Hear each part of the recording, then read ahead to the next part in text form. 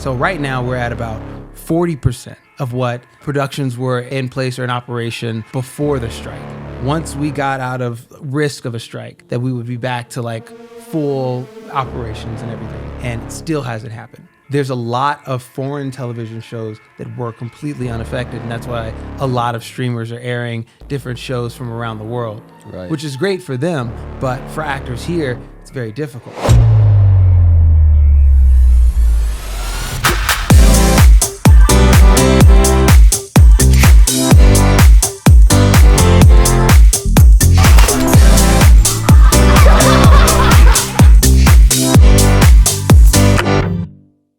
And we're back, Cheat Codes Podcast. We have a very special guest today, our good friend Joseph David Jones. And here he is, actor extraordinaire. Would you like to introduce yourself for the audience a little bit? What's up, you guys? I am an actor. I've been acting for about 12 years now. You've seen me on Arrow. You've seen me on Nashville. Which camera is mine? Is it this one? You've seen me on Nashville. You've seen me in a myriad of different movies. And I've been friends with these guys for quite some time. So I love that I'm here on, what is it, the second episode? Yeah. Yes, sir. Yeah. Second episode. Episode number 2. Woo. Yeah. I'm a little jealous of number 1, but you know, you got me in there. You're too much of a professional. You're like, where are the cameras? Where am I? Yeah, where am I looking at? No, we'll just all relax and just pretend like there's no cameras. But yeah, man, we're happy you're here, and it's kind of wild how we met. It's like the classic LA Hollywood story, where 2012 we move out. I have 4 roommates in a 1-bedroom apartment, and then across the hall is JoJo with 4 roommates in a 1-bedroom apartment. And you didn't have a car to get to your audition, so I made a deal with you, and I said, Yes. I will drive you to your auditions on one condition. I get to audition with you. And we had some great roles that we auditioned You almost for. got it, man. Power Rangers. Yes. Drug dealer, and I didn't get that one, but I don't know if that was. Did you ever get to see Dude, that? that's the thing. You looked too good back then, man. Like, Would it you was guys all run the lines hope in your together? eyes. They're like, this guy can't be a drug dealer. Would you guys run lines together? Yeah. Nice. Honestly, like, dude, Yeah, so I'd you love to were see really that. the homie, man. You helped me out so many times with, like, any gambit that I came across the hall and knocked on your door with. So, like, true blue homie from day one. I had the minivan, so we'd roll up to the The audition. minivan, Yeah. dude. They're like, we got some stalkers rolling up. What's going on? Automatic doors, pull up. JoJo's jumping out. The Power Rangers get up. Bro, straight up G shit. That's crazy. So what's new, man? What's new with Hollywood? Kevy's kind of our Hollywood expert. He says cinema is dead right now. Yeah. I don't know if you agree. What do you think? It ain't dead, but it is changing. It is changing. Debate. It's funny because, like, I'll agree with you on that. Like, we're in sort of this, I think I put it like a race to the bottom, where everyone's trying to disrupt the industry. And since COVID and people really like getting a lot of their entertainment from streaming and everything, like it's handicapped the theater system. So they aren't making as much movies, and the movies that they are making, they're like the big major tentpole movies. So like if they swing and miss on those, like heads are getting axed. Yeah. So it's like a tumultuous point in the industry, but like now the streaming services are having trouble trying to keep pace with like Netflix and everything. And there was a streaming war that's been going on for the past like 3 years, and you're seeing slowly all of these streamers like just fade out, disappear, merge with each other. Right. Like Paramount axing their entire TV departments. Like, it's a fucking bloodbath out here. And it is because like people are trying to undercut each other. They're all trying to disrupt the industry at the same time. And like, we're just racing to a place where nothing's getting made and no one's making any money. And Yeah, you were kind of telling us too before the podcast that most of your auditions, you just self-film and send them in, and you can kind of force people to see you in person, but they're like annoyed and pissed off at you if you if you decide to do that. I'm assuming that's like since COVID, but it's like that's such a weird world that we live in where it's just like send me a video. Yeah, I'll decide. COVID killed the like in-person auditions and the strike, because we just got out of this historic, like I want to say 10-month long strike. WGA struck, and then the SAG-AFTRA, the Actors Guild, struck right after that. And one of the sticking points that we were really fighting for was to get back to in-person auditions, and the like compromise that was formed was we'll still have taped auditions, which are just a lot harder in some ways for actors. So you're saying you wanted in-person auditions, but I wanted in-person auditions. the studios didn't? Is that what you're saying? I think studios and casting directors really didn't. There are a like, few that are like beautiful people. They're like, I actually have to go into work. Screw that, dude. I'm telling you. But it's like, I think the convenience for them far outweighed like just being able to connect with somebody in the room. But for us, like connection is our whole bread and butter.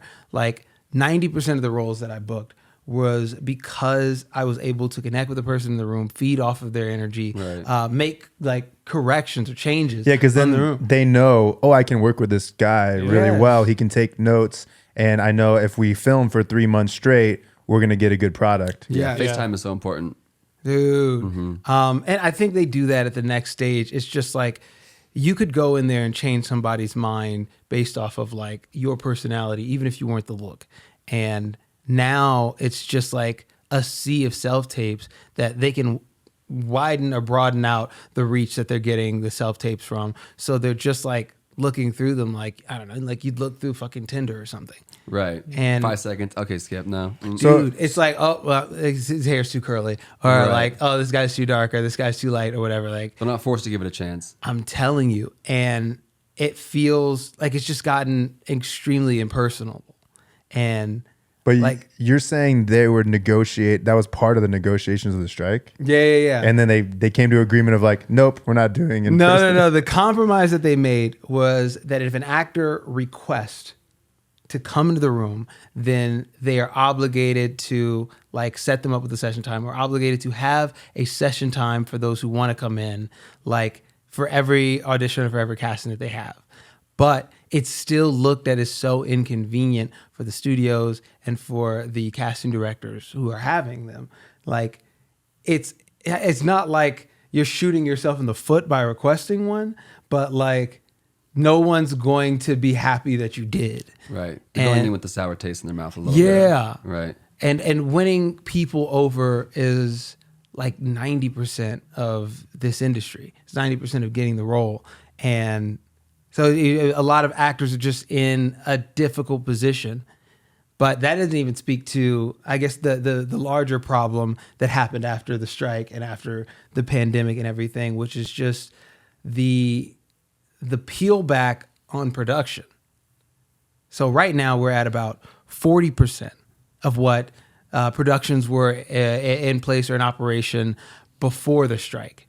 Okay. And the thought was that once we got out of risk of a strike, because there was still IATSE midway through the year that could potentially go on strike, but they didn't, that we would be back to like full, operations and everything, our normal operations. And it still hasn't happened. Like the British unions are back and they're working, like British TV shows are filming at the same capacity that they were pre-strike, or they didn't even go on strike because they have a different union. There's a lot of foreign television shows that were completely unaffected, and that's why a lot of streamers are airing different shows from around the world, which is great for them, but for actors here, it's very difficult. And aren't there a lot of things being shot that would normally be shot in LA, just in different places, just because it's cheaper? Whether it's Vancouver or Atlanta or whatever. I mean, LA is famously known for how terrible their tax incentives are. I think they only select a handful of films like a year to really get their like most beneficial tax incentives. So like for me personally, I did not shoot in LA at all until this year. I've been out here for 12 years, and every single thing I shot in another state, another country. Wow. Like I know, it's crazy. So you're saying all of your big projects, because you've been on Arrow, Nashville, you've been on one of the Divergent series movies. Oh yeah, Allegiant. Yeah. Allegiant. So you're saying all of those weren't shot in LA? None of them were shot in LA. Right. And then now, okay, you just did a movie. I don't know how much we can talk about it, but you shot that in LA. So 12 years movie later, that I you shot have in LA. coming up, the Michael Jackson biopic, it's shot in LA, and I mean it's a perfect movie to like shoot at home, but Right, because Yeah, Michael Jackson's family was in LA at least for a while. yeah. So in that movie, I don't know how much you can talk about it, but you played Jermaine Jackson. Right? No. I played Jackie. Jackie Jackson. Okay, sorry. There we go. No, yeah. It's funny because like even while on set, just because I do favor, I favor them both, but like I favor Jermaine a little bit. People were confusing me for Jermaine the entire time. They were like, "Yo, there we go. That's aren't you fitting, playing Jermaine?" And I was like, "No, dude, I'm playing Jackie. Come on, man, That's stop." great. And But that- no, the guy yeah. who we have playing Jermaine, he's perfect. He's a better Jermaine than I ever could be. So like, kudos to you, Jamal. Yeah. How long Jamal of is a- playing Jermaine. How long of a filming process was that here? Let's say I found out literally right after the strike. So like, thank God, because we had gone 10 months with absolutely no work. So it was just like itching to get back out there, and I was testing for it before the strike and did not know if it was going to come back or go my way after the strike. So after the strike, found out in like November that I had gotten the role, and like we started dance rehearsals like in December. Wow. So like, I shit, almost a year ago now. So we started dance rehearsals and did that for 2 months. Did you dance a lot prior to that, or was that like your I'm first a time? terrible dancer. Okay. Yeah, I was I'm like, a terrible dancer. I did not So know this you was as a brand new dancer. for you. Dude, it's funny because like I thought I was a good dancer when I first came out to LA. I took a dance class at Millennium. I don't know if you guys have ever like Yeah, been to that's Millennium. North Hollywood, right? Yeah. Yep. And That's where we used to- that's where we met. That's where we used to live. So yeah, I that's took how an I advanced dance class because I thought like I got it.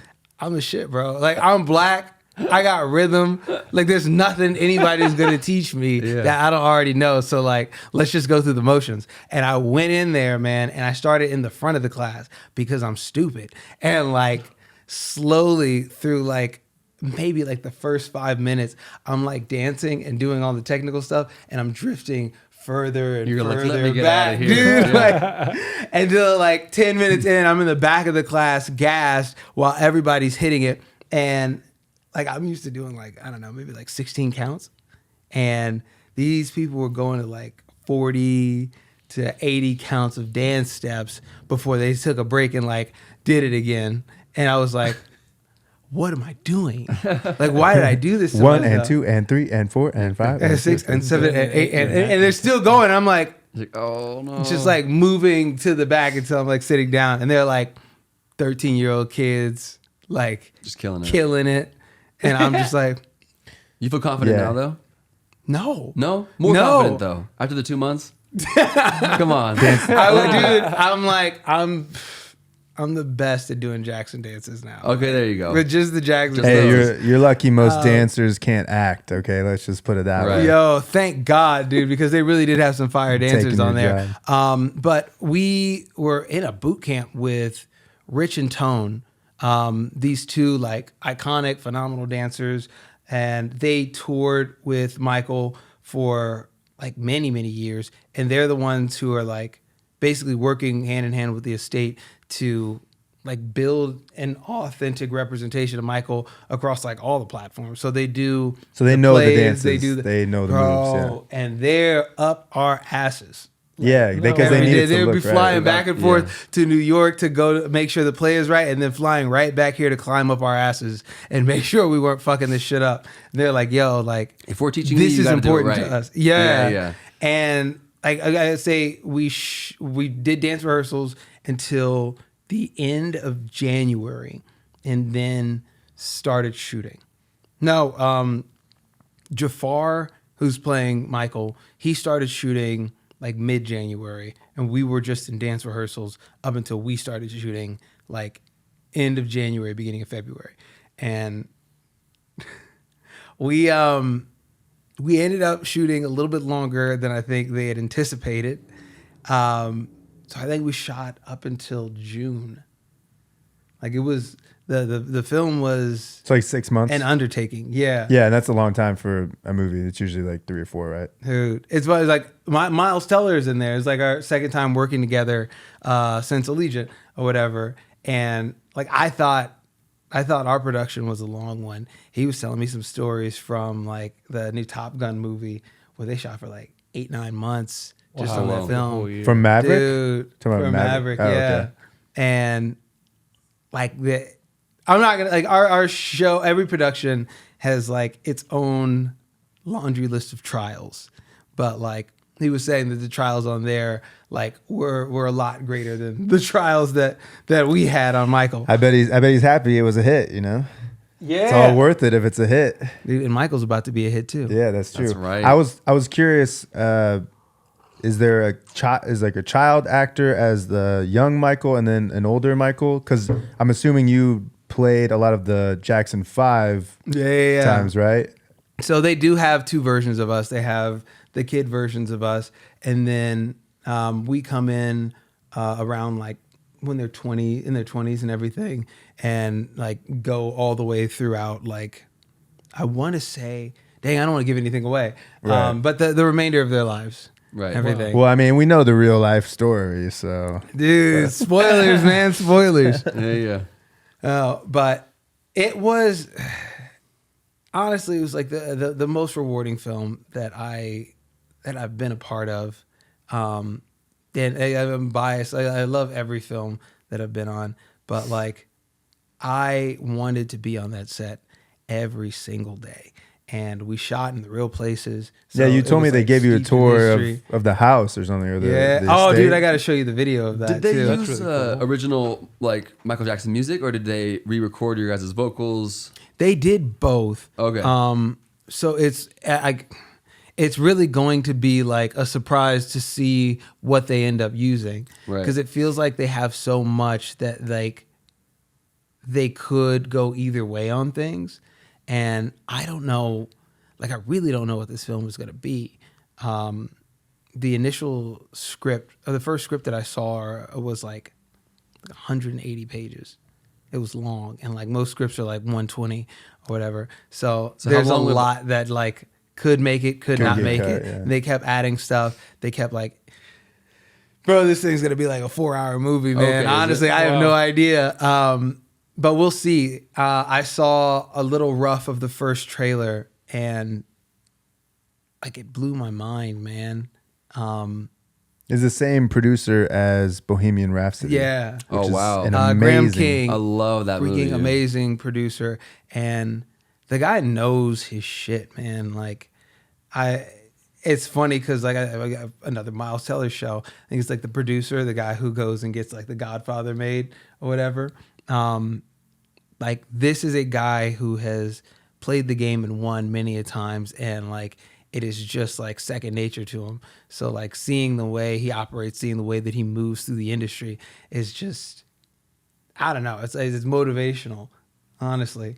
That's rad, dude. Dude. I can't wait to see it. Yeah, Yo. I'm stoked. man. Like since you told me that, I think you told me almost last year that you're working on it. Yeah. And, I think like my initial, like, even from shooting the scenes, I thought a lot of things were going to play out a little bit differently than the way that it seems like they're going with it. And it's a lot more intimate than I had anticipated for reading the script.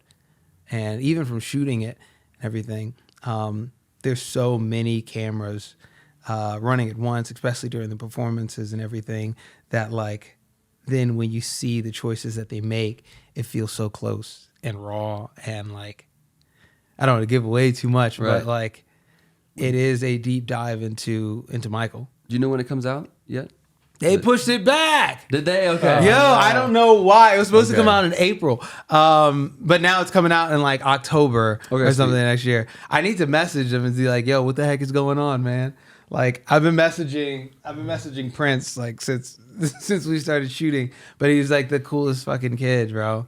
and you know how it is with Hollywood right now. They're not gonna waste a biopic with music about Michael Jackson. They're not going to waste it. So if there's anything that with the marketing or the timeline that's thrown a wrench, they'd be like, no, we're not. Yeah. We're not just going to like. I mean, dude, this is the biggest film that Lionsgate has on their slate right now. And I feel like, here's like how I was saying that there's nothing that gets like fucking greenlit except for these big tentpole movies or whatever. Like Graham King and this project is like one of the rare fucking instances where they can get a movie about a fucking person with a budget that's like $150 million made. Yeah. Like That's everything is going to these big franchise things. Yeah. So the Marvel stuff. dude, Yep. so just to be a part of something that isn't like a big giant franchise, a big like we're not selling toys and shit, like that's real and that's good. It's the reason I got into the biz. Yeah. Yeah, you can be in the next what's that horror thrasher Terrifier 4. You'd be great in that one. Dude, I'm waiting for Sharknado like 12, bro. That's we were talking about what is it? Love is Blind. Yeah, we were talking about Love is Blind. Yeah, you haven't seen it, you said, or are you? I haven't seen it, but I can't compete with it, dude. We've watched like every episode. Like the ratings, yeah, I'm sure you can't. No, I'm talking about like the vice grip that it has on the world, man. Like it's a great concept, and it's weird because there's no. How do you feel about this idea? There's not really movie stars anymore. Yeah, it's like the concept of Love is Blind is more appealing than a movie star, to where you could just repeat. Like I'm watching Love is Blind Argentina right now. Dude, wow, no way. I barely understand what they're saying, but the concept is so interesting that you just you feel it. you swap the people. You swap the people in, and you want to see what it's about. So you care less about the person on the screen, and you care more about the story. You care more about the concept of what you're watching. No, I mean, I think you hit the nail on the head, dude. Honestly, like you guys, bro, you know your shit. You don't even need me, man. It could just be you guys talking about the industry. Do you think movie stars that's like? Do you think that term is dead? Because I don't think so necessarily. I think it's just not as whatever. Yeah, there's like one left. Timothy Chalamet is like the last living movie star. Asaib Al Ghul. It's more like niche, right? So it's like maybe they're not a movie star to everybody, but if you love a specific type of thing, and that actor always does that, to some people, that person is a movie star. Trev brought up a good point too. You're almost bigger if you're on like an HBO series, like or just like we were going back and forth on if you think Kit Harington is a movie star? Yes or no? No, I feel like he's definitely a TV not movie star. Like TV star. That's what we were talking about. TV star. The thing is, the term movie star or television star, it comes down to a level of bankability. So it's like right now we're in a space where like the IP. I said yes. He said no. Kit's not bankable. But the thing is, like Kit Harington, he's bankable enough to put in a TV show and get that TV show greenlit. Yes. Timothy Chalamet is bankable enough to put him in any vehicle and like that vehicle will get greenlit. Right. And a lot of people do not have that sway. Like nobody really has that sway right now of this newer generation. And even the older generation, the people who are like tried and true movie stars who you would remember them from like our fucking It's like, youth, when's the last time you seen George Clooney in a big movie? Right. Oh, dude. Oh, man. Yeah, that's true. Like he's producing and everything now in the Or movies. even like Where's Ben Stiller, dude? I want to see Ben Stiller. Also retired, man. What about Leo? I'm telling you. Where the hell's Leo's Leo? holding Leo's it always down. around. Leo is He's holding always it down. Yeah. Leo ain't going nowhere, bro.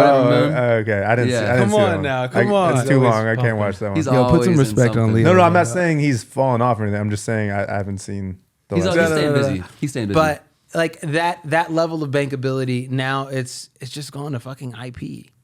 Right. And I hate to feel like the That's kind of what I was saying with the concept and the idea. You just swap them in and out. It's less like about, you were right, man. But I think here is one counter argument to this. They're bringing back Robert Downey Jr. For what do you Oh, For I Marvel? know. mean? What do you mean by that? In the Marvel universe, they tried to move on. They tried to bring in the new thing. They thought people would they just, couldn't just Here's switch him the out. thing. They needed him. and now they're just bringing him back as Robert Downey Dr. Doom. Jr. built this shit, bro, brick by brick. Well, there you I was go. And the surprised thing by is that- all the positive feedback that I mean, people fucking love him. And like he's been a champion of the people at fucking Marvel since the beginning, where you had all of these actors who weren't really getting a fair rate for the movies because they were replaceable. The only person that they felt like if we replace, people might not show back up again was Robert Downey Jr. Right, fair enough. And he stepped up and went to bat for all of them. What do you think about the Terrence Howard, Robert Downey Jr. thing that he was talking about on Joe Rogan? He said, I missed it. He was in the first Iron Man, and then the second Iron Man, they replaced Terrence Howard with Don Cheadle, and Terrence Howard was one of the guys that got Robert Downey on the Iron Man thing because before that there was controversy around him, being an alcoholic or whatever. And then when they were replacing Terrence, because his agent had attitude or something, he called Robert and he didn't answer. He's like, I called him 20 times, he didn't answer. No. It really comes down to what their relationship was. Right, that's true. But I think like it's difficult. It's a business, man. It's Terrence a business. Howard, he made more money on Iron Man than I believe Robert Downey Jr. did. Like, I think even he took a pay cut just to make the movie happen. It could have been it could have been one of those things where Robert didn't really get paid till like the second one, and he was like, "Dude, I'm not gonna mess this up." Maybe, dude. I can't answer your call. Your agent's having an attitude. I don't know what to tell you. I don't know. That's tough.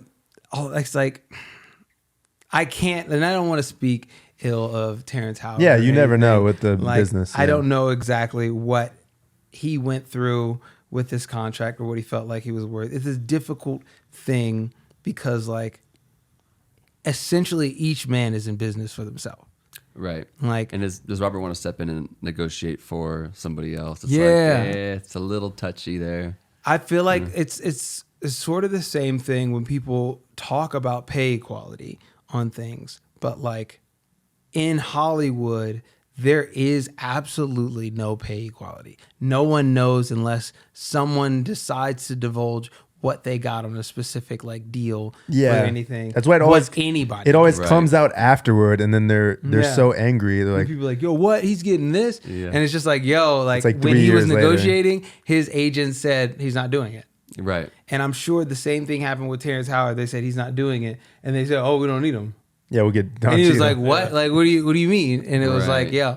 Because, like, I've been in this place so many times where it was just like, yo, I feel like I've been doing this for so long and I feel like I could get more, but, like, this is all they're offering me. So the only way to get more is to walk away from something. And if you walk away from it, you might not actually get it. Right. And I think the last time I was truly struggling with that, like I had a TV show on CW. I don't even know if CW exists anymore. Like, I think it's sold or something. But the show was called The 4400. And I don't want to say how much it was, but like it was less than what I was getting for Arrow. And like, it was like, okay, I'm starting something new and everything. I don't know if I have like the ground to push more on this and everything. Like, we're coming out of a pandemic. It's like every new project is a gamble. Dude, this is like rolling the dice. And like, I wasn't a big part of the show.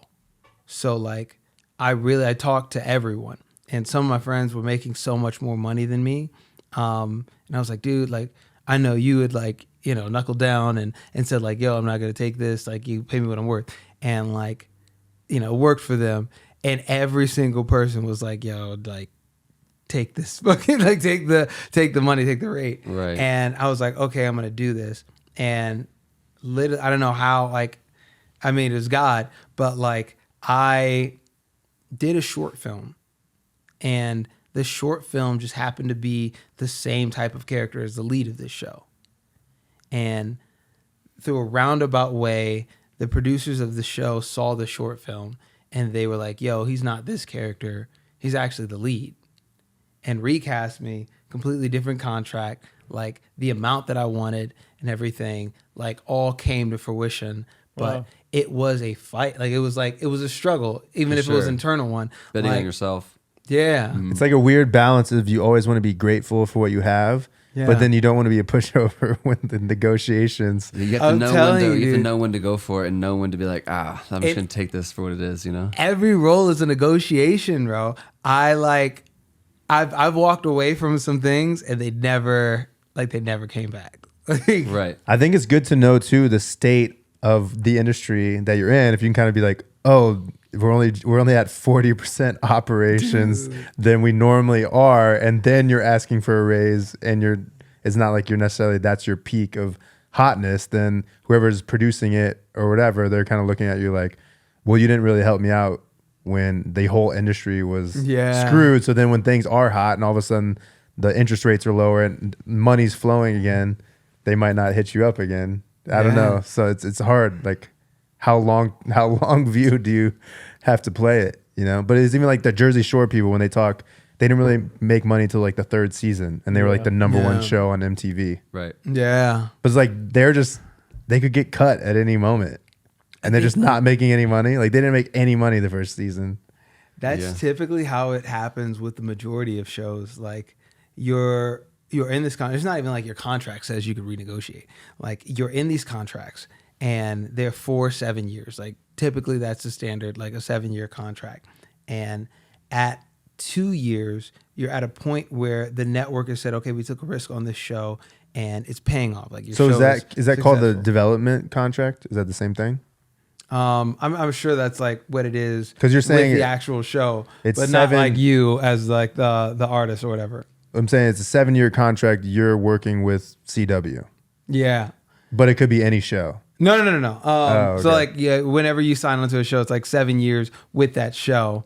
But it's all pending. Like, got it. Like they have the power in that situation. Like it's all like if pending the show gets them renewed, continuing to pick up your options. Right. Yeah, it's season after season and everything. And like, typically what happens in season 3 is the network has like they believed in you and it's worked out. It's paid out. So like they will get together and like typically all renegotiate on that third season.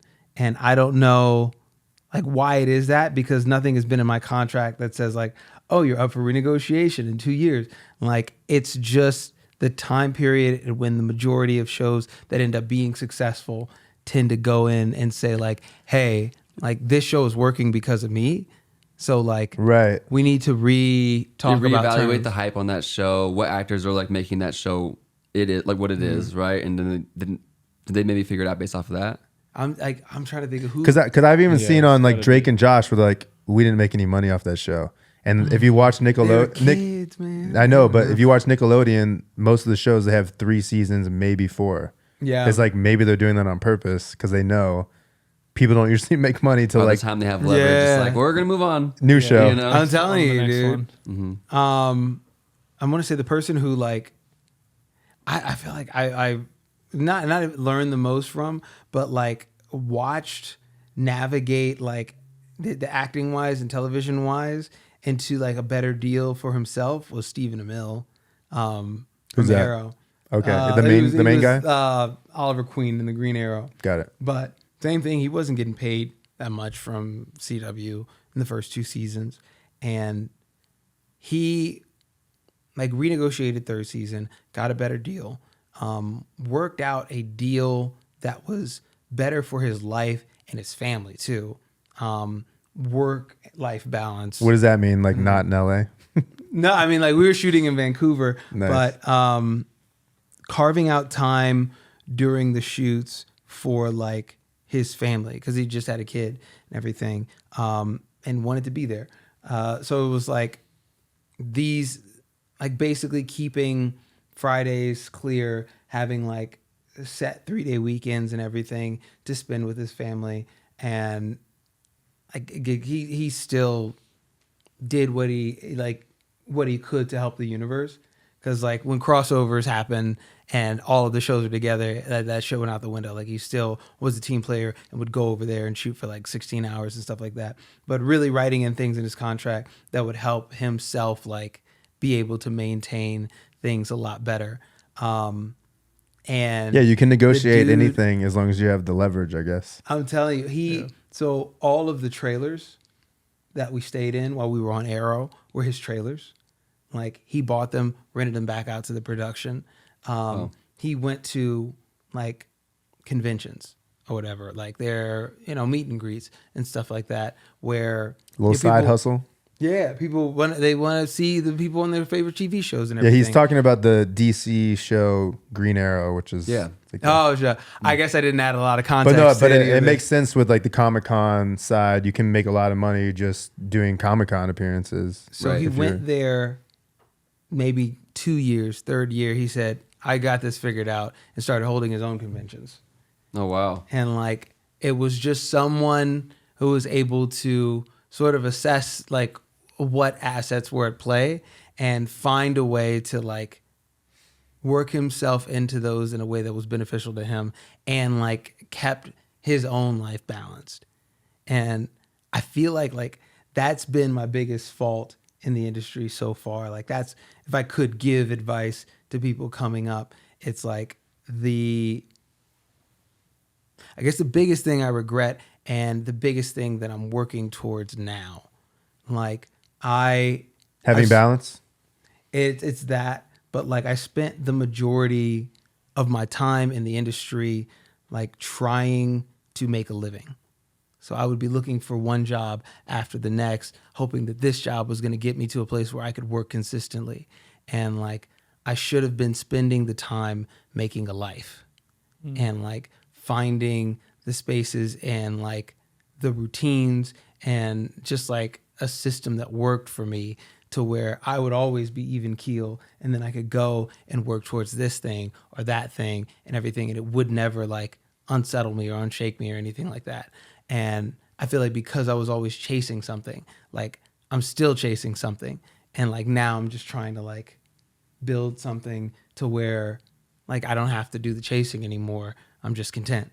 Yeah. Especially with the acting, you're always auditioning and you have to be on it, but also calm. Otherwise they feel like you're nervous and you're not a good actor. It affects the performance, man. And then you're just constantly facing rejection. So that, we were talking about this earlier about the constant, like, especially with music or acting or whatever, people or social media, whatever it is, needing to like feel that validation constantly and chasing that dragon of like, I had this, I need the next thing to be bigger and bigger and bigger and more attention and more people looking at me. And it's like, you're never going to be happy. You got to like somehow get rid of that mentality and just figure out what you enjoy doing. Yeah. So yeah, we were just talking about that earlier. So it's what, we were talking about that earlier, which is hilarious because it's like you never really know like the good times when you're in them.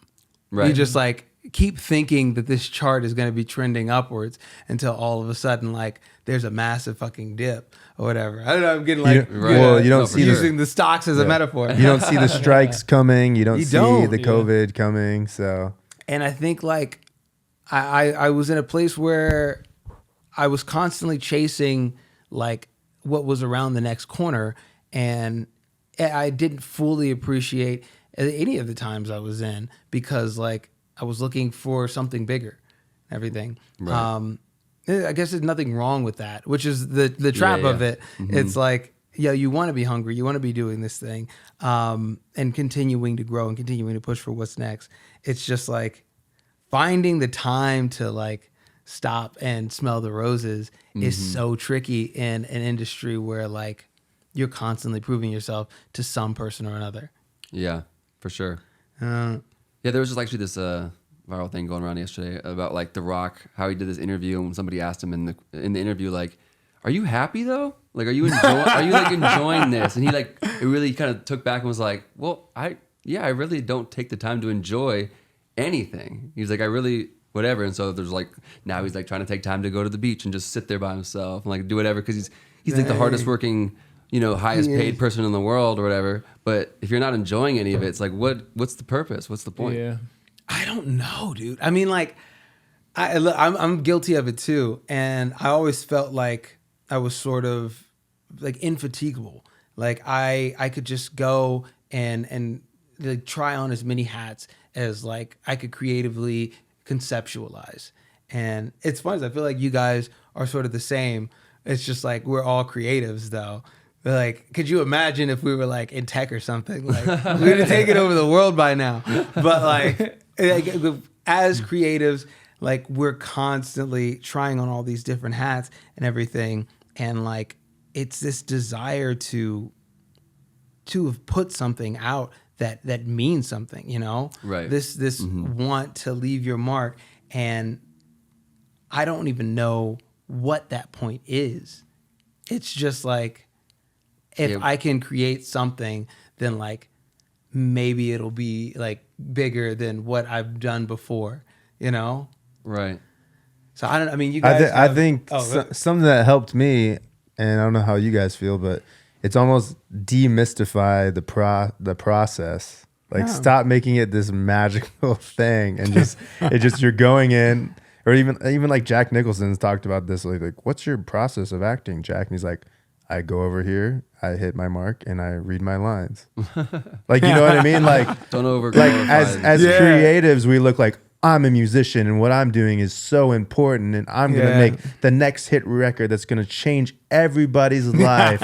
And then you're really like, okay, yeah, there's like Teenage Dream by Katy Perry, and it's like everybody loved that record for a couple years, but it's like, is that really what's gonna like keep people warm at night? Like 10 years later, like no, people are going to move on. They have the next thing that entertains them. It's really not that deep. So it's like, I don't know.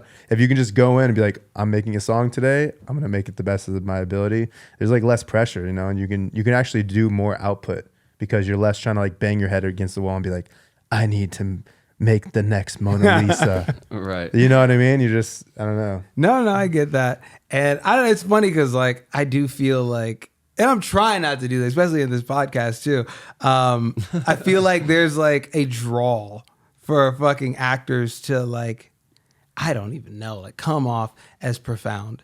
And like, I'm trying my best to combat that. It's like everybody's in the fucking actor studio talking to James Lipton, dude. I hate that, dude. It's like, I want to be real. Like I want to. It makes me want to barf, dude. I think they're interesting, but I see why you. No, I'm not saying that specific show. I'm saying I make him want to barf, dude. No, I'm saying when you watch interviews of actors and they're like, yes, there's a lot of the Wicked stuff, which I'm sure Wicked was a great movie, but it's like when you watch the interviews, it's like, yes, like me putting on the green makeup and it was so hard and I just learned to love myself, and it's like, girl, you're playing like a green witch in Wizard of Oz. Like it's not that deep. Like, and you're singing catchy songs. Like relax. Like, you know what I mean? Like when actors they like, I'm changing the world, is like people are watching a 2-hour movie to forget about their life and enjoy it and sing the songs, and then they're gonna go back to work.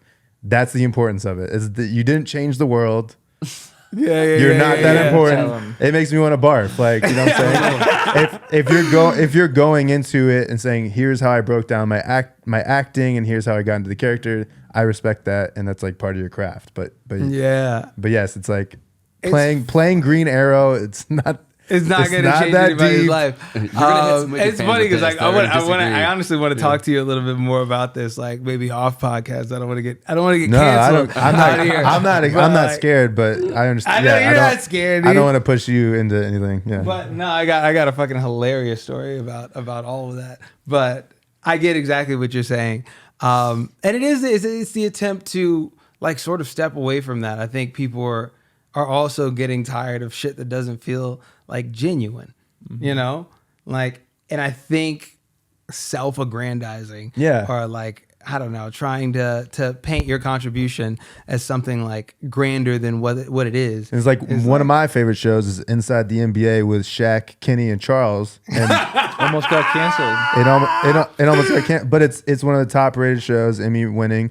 And something that Chuck says all the time, he's like, we have the best job in the world. Like anybody that thinks this is a real job, like there's people working 40, 60 hours a week, like shut the hell up. Like any of these NBA players complaining. And that's why people watch it, because they're just like trolling these NBA players and being like, stop complaining and being a diva. You guys make $50 million a year. Like go play basketball, you losers. Like, and normal people relate to it. They're not like sitting up there like, oh, when I was playing, it was so mentally hard and I had to get it. Like, I had to get myself up out of bed and put my shoes on to play the game. And he's like, we're playing a stupid game. You know what I mean? Like Charles Barkley, a Hall of Famer, can be like, we're playing a game. It's I like, think like it's a silly game. With those people, man, like the difficult thing doesn't come from like just their financial status. It's like literally the fact that they're replaceable. I think like that just fucks with people. Yeah, no, the rejection of the acting would drive you crazy. But for athletes, man, that shit's way worse. Like they're literally like their body parts are itemized, bro. Like we got that shit insured. Like it's like you have a fucking amazing life right now. Like and you guys tour and everything. Like if it was like, yo, you got injured on this tour, like now you're never allowed to tour again. Like, yo, you didn't get picked up this season and you're fucking out of the league and there's 100 fucking hungry dudes coming in here right after you. Like, I'm going to take your spot or whatever. Like that shit fucks with people. But like, I get this shit where it's like, yo, this shit is like, it's not like you're not curing fucking cancer. Right. Whatever, but then again, if you don't take it as seriously as like a Kobe, then you're never going to be the best. So it's like it's all about passion. Yeah. And like, but also having some sort of perspective on like, okay, yeah, I'm not saving somebody's life with me playing basketball or me doing music or whatever. It's more the perspective is what I'm talking about. Yeah, it's like having perspective of like being passionate, but also being realistic on like what the hell you're doing. Yeah. You know what I mean? So, if I could be as fucking like passionate as Kobe without being as like pretentious as some people, like exactly balance. That's Kobe didn't. It's the balance, dude. Yeah, Kobe didn't come off like he was better than the regular working person. Like he just came off like I'm trying to be the best basketball player. Yeah. But I think what you're referring to is having your own business and having control of your own destiny. Yeah. And as an actor, you just never feel like that. You're just always waiting to be chosen. Yeah. And like actors want to be musicians, and musicians don't necessarily want to be actors, but they think it could be cool. Yeah, for sure. It's all athletes always want to be musicians. I feel like it was definitely like a give and take like years and years ago, but now like I don't know, like losing movie stars, like this sort of demystifying of the industry or whatever. It's like less and less musicians want to be actors. Do you think social media was horrible for movie stars? Because now we actually know who they really are. Well, it's the same thing for music, though. I mean, like Will Smith we or don't whatever. stop talking about Diddy or whatever, but like music stars the same shit. But I'm saying like when it comes to like, movie stars used to be mysterious. You only saw them every year and a half, 2 years when their big movie came out, and you're like, oh my god, they're so cool. And now you see all these posts on Instagram, and you're like, oh, you're just like a normal person, like whatever. Yeah, that's a good point. It knocked the magic off of them, dude. Like Kendrick did Drake. It's like, dang, like, oh, you're just a dude, like over here. Yeah. But I feel like, yes. I mean, there's nothing else that I could say to it. Yeah. It's like because everyone's famous, no one's famous now. You know what I mean? And it's like, I feel like social media, even though like I've obviously benefited from it and everything, like it's another catalyst towards this race to the bottom that we have, where the majority of people, like, they're not getting their entertainment from TV. They're not getting their entertainment from streaming series and everything. If anything, a lot of these streaming platforms are struggling, unless you're Netflix or something, because everyone is getting their entertainment from like TikTok. They're getting their entertainment on YouTube, like, and it's free.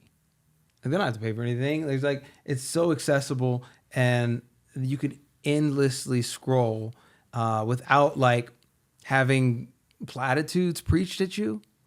Like, that's a big part of it. Kevy, why do you think cinema's dead? You're the Hollywood insider here. It's not dead. It's on a race to the bottom, bro. It's changing. I think the streaming, but last time I saw a movie a couple months ago, it was the new Twister movie in theaters. It was like I like that movie. It was a great movie. You mean just like movie theaters? Because it's not like movies are dying. I think movies are still going to be around. More movies are being shot than ever, probably, right? As far as like all the streaming platforms. But a lot of them aren't. They're not hitting theaters and stuff. I also miss like the old time movies, like the 2000s, 2000 teens, like earlys, like comedy style movies that they don't make anymore. Yeah, I'm kind of over like all the. They really don't make rom-coms anymore. No, see like a Matthew McConaughey, like How to Lose a Guy in 10 Days. Shit, Jojo, what are your favorite movies? What are my favorite movies? Yeah, or like type of movies, or dude, like I like character dramas, and it's funny because like the type of movie that I fell in love with, like they do not make anymore, or they don't make for theater. so a lot of those movies, they end up like, now it's this new model where they'll have like a week or 2 weeks in theaters or whatever, just because the creators want their film to be viewed in that like space or in that form. But like, they just go to streaming. But character dramas, man, like one of the most impactful movies for me was Good Will Hunting. Okay, sweet. So it's been a heavy influence on me and on the things that I write. And like, literally, I'm working on a script right now that like, I'd be lying if I didn't say like I was so influenced by that film that it was like that. And what was it? Ciudad de Deus, City of God. They don't make movies like that anymore. Absolutely. And like, they're always going to be filmmakers who fucking push their heart and their soul and their art through the fucking cracks of the concrete to become that like rose. But like, it's just so much harder now. And I think even Matt Damon was like these films were my bread and butter. Right. And yeah. It doesn't like like the it doesn't exist mid-level, anymore. like artsy dramas. Yeah. Mid-level films as a whole are dead. Like, it's too much of a risk for like a lot of the streaming platforms. So they're peeling back on the amount of like mid-range, like $20 to $50 million films that they do. And like, it's fucking death for like a theatrical release. Dude, Right, that's why it's yeah. like these big tentpole movies that are like $250 million big budget, movies. monster budgets. I just want comedies to come back. Yeah. Like It's real funny comedies. because like Jokes anymore. I was saying, I was writing the Like, script. where's with the this next writer. Tropic Thunder? Come Like, on. he's a comedic writer, and it's really because it's like a hard hitting character drama that I'm writing. That like, I was like, dude, it needs levity. It needs to be balanced with something. And he's like, yo, they're not making comedies anymore. So like I guess I'll do this, like, you know, this character drama and everything.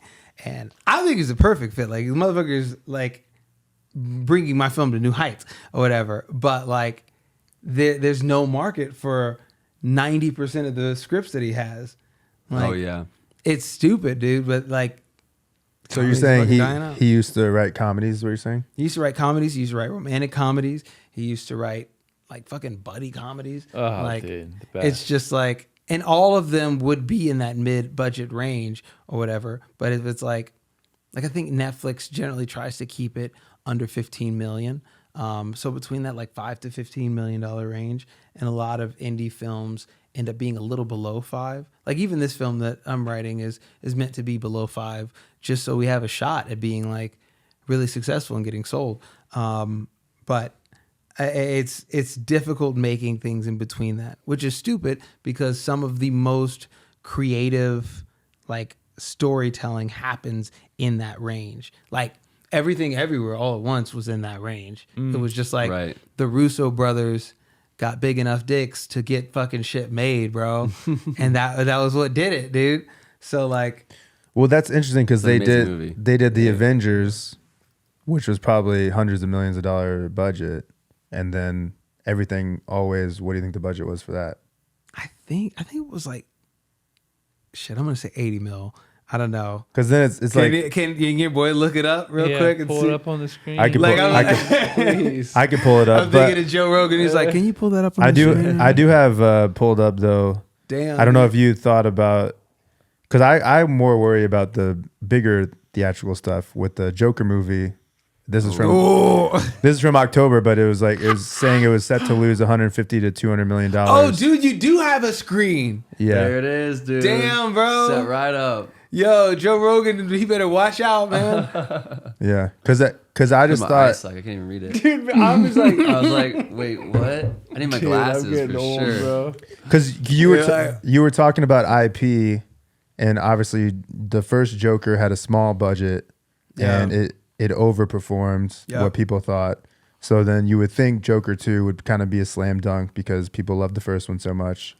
And then for whatever reason, they decided to make it a musical. And then everybody that saw it, they were like, "What is this story? Like, is this script written by AI? What is happening now?" I've heard only negative things. I haven't Have you even seen seen it? the movie. Okay. I haven't seen it. But like they said it was going to be a musical from the beginning. It was just like, I don't know if people thought it was going to be a different balance between like the music to fucking acting ratio. And like, dude, it's what happens when you have like a soulless cash grab. Like when it's like, yo, there is no rest of the story here, but money. So Right. like you should make another film. And it's just like, well, I don't have anything else to say. Well, like here's a lot of money. You're gonna say and it's just like, something. all right, well, like, you know, maybe he finds a love. And fucking, Yeah. I don't know. Lady Gaga, You know? you guys sing the whole time. Let's see.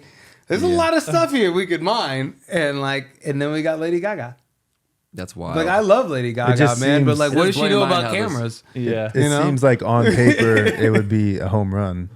Well, If it- no, but it doesn't because whoever like it blows my mind that things get greenlit when people love that movie for what it was, and then you go to a musical, which is like no, people don't. So People like the different. dark, like weird, like heavy side of this, like sort But of. they story.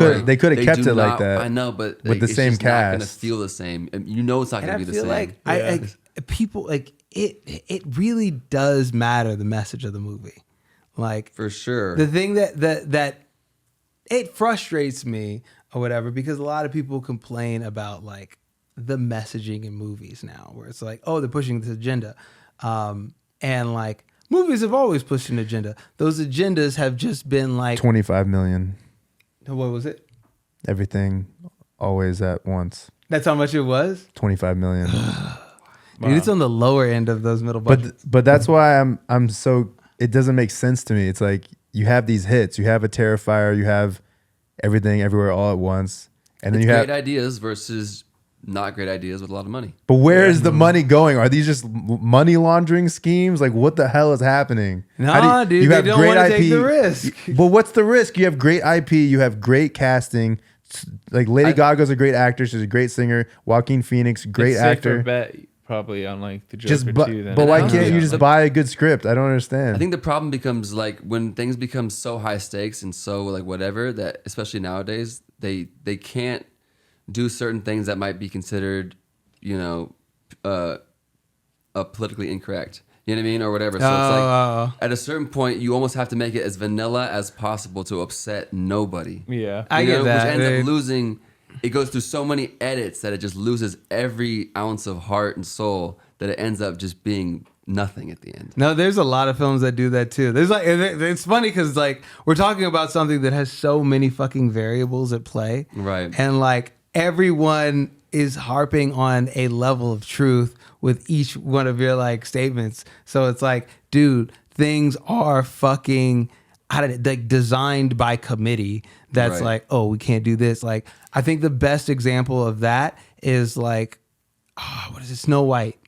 oh, like- Snow White's horrible. Snow White. I don't even know it hasn't come out yet. But the thing is, like, they so many people's words influence what they did with this film, and like, yeah, I obviously like Peter Dinklage. He's drinking on a podcast. He says what he says, and like every single person in the dwarf community was like, yo, why would you take these roles from us, man? This is like He from Thanos snapped Pull it like up right away. all of the other people who could compete with him out of the industries. He's like, yo, Well- nobody's getting this role. Well, you guys And, like, you guys remember the trailer from August, but that original trailer pretty quickly got over 1 million YouTube dislikes. Yeah. So then I think they like either took it down or like, okay, we have to remake this whole movie.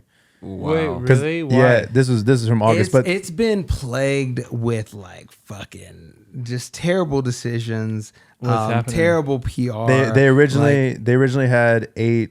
It was supposed to be like 8 dwarfs, but it's all live action. But they weren't all dwarfs, and they were like multicultural or whatever. Like it was just regular sized people. It was going to be dwarves. Peter Dinklage said what he said on the podcast, so they were like, "We're not going to do that. We're going to go in a different direction." Peter Dinklage said it was offensive to have real life dwarves. So they did like one dwarf, but not the other dwarves or whatever. And then they showed like a picture of it. People got mad, like, what the hell is this?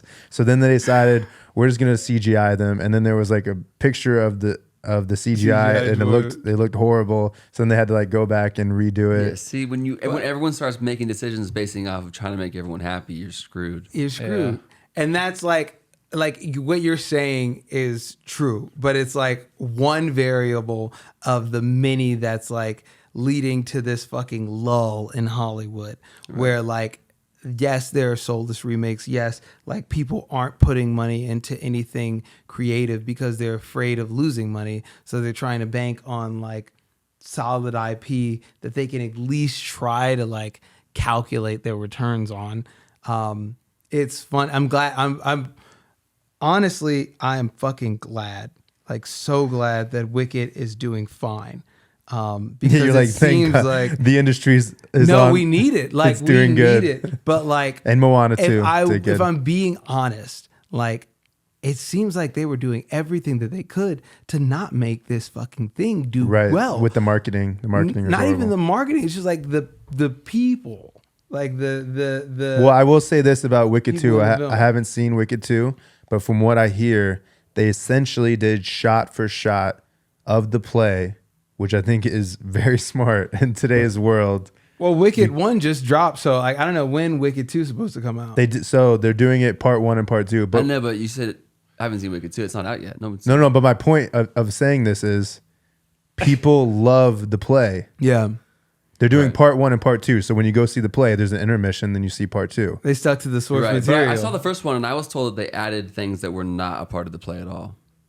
Like Well, they they added a added- sister that's not there. They added like But I think all of like aspects to the story that weren't. I thought all the but it was still dialogue good, but it was still a pretty good much the movie. same. For someone that didn't know the story at all, I'd never seen the play, never seen any of the old versions. Didn't even know what it was about.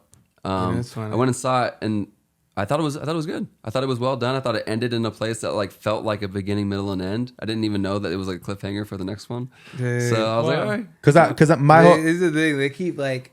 Well, all right, go ahead. I was just saying, my whole point is when there's something that people love and people have loved it forever, and then all of a sudden you take it to a left turn, all of a sudden people are like, oh, this again, like screw that, I don't even want to see it. Because the thing with the Snow White thing was the main actress comes out, she says, don't worry, we changed the story. It's not going to be about a prince. He's not going to like kiss me and wake me up. That was gross. Am I right? And then everyone's like, wait, what? The whole story is about Snow White and she falls in love with the prince and the prince saves her. And then it's like, what do you mean? So now everyone's like, screw this movie. And it's like the original Disney movie from like the 1940s or whatever, animation. The thing is, and it's funny because I've been watching the whole fucking thing. I feel bad for her, honestly, because like these were probably the talking points that they gave her. Exactly. 100%. They gave her these talking points because it happens. Like you're doing promotion of the film. They're like, this is what we want you to say about the film when it comes up. And it's like, yo, this isn't like some, I don't know, antiquated story about like femininity or anything. Like this is a reimagining of this that's like, you know, a difference, female empowerment. Like this is what we're doing and da da da da.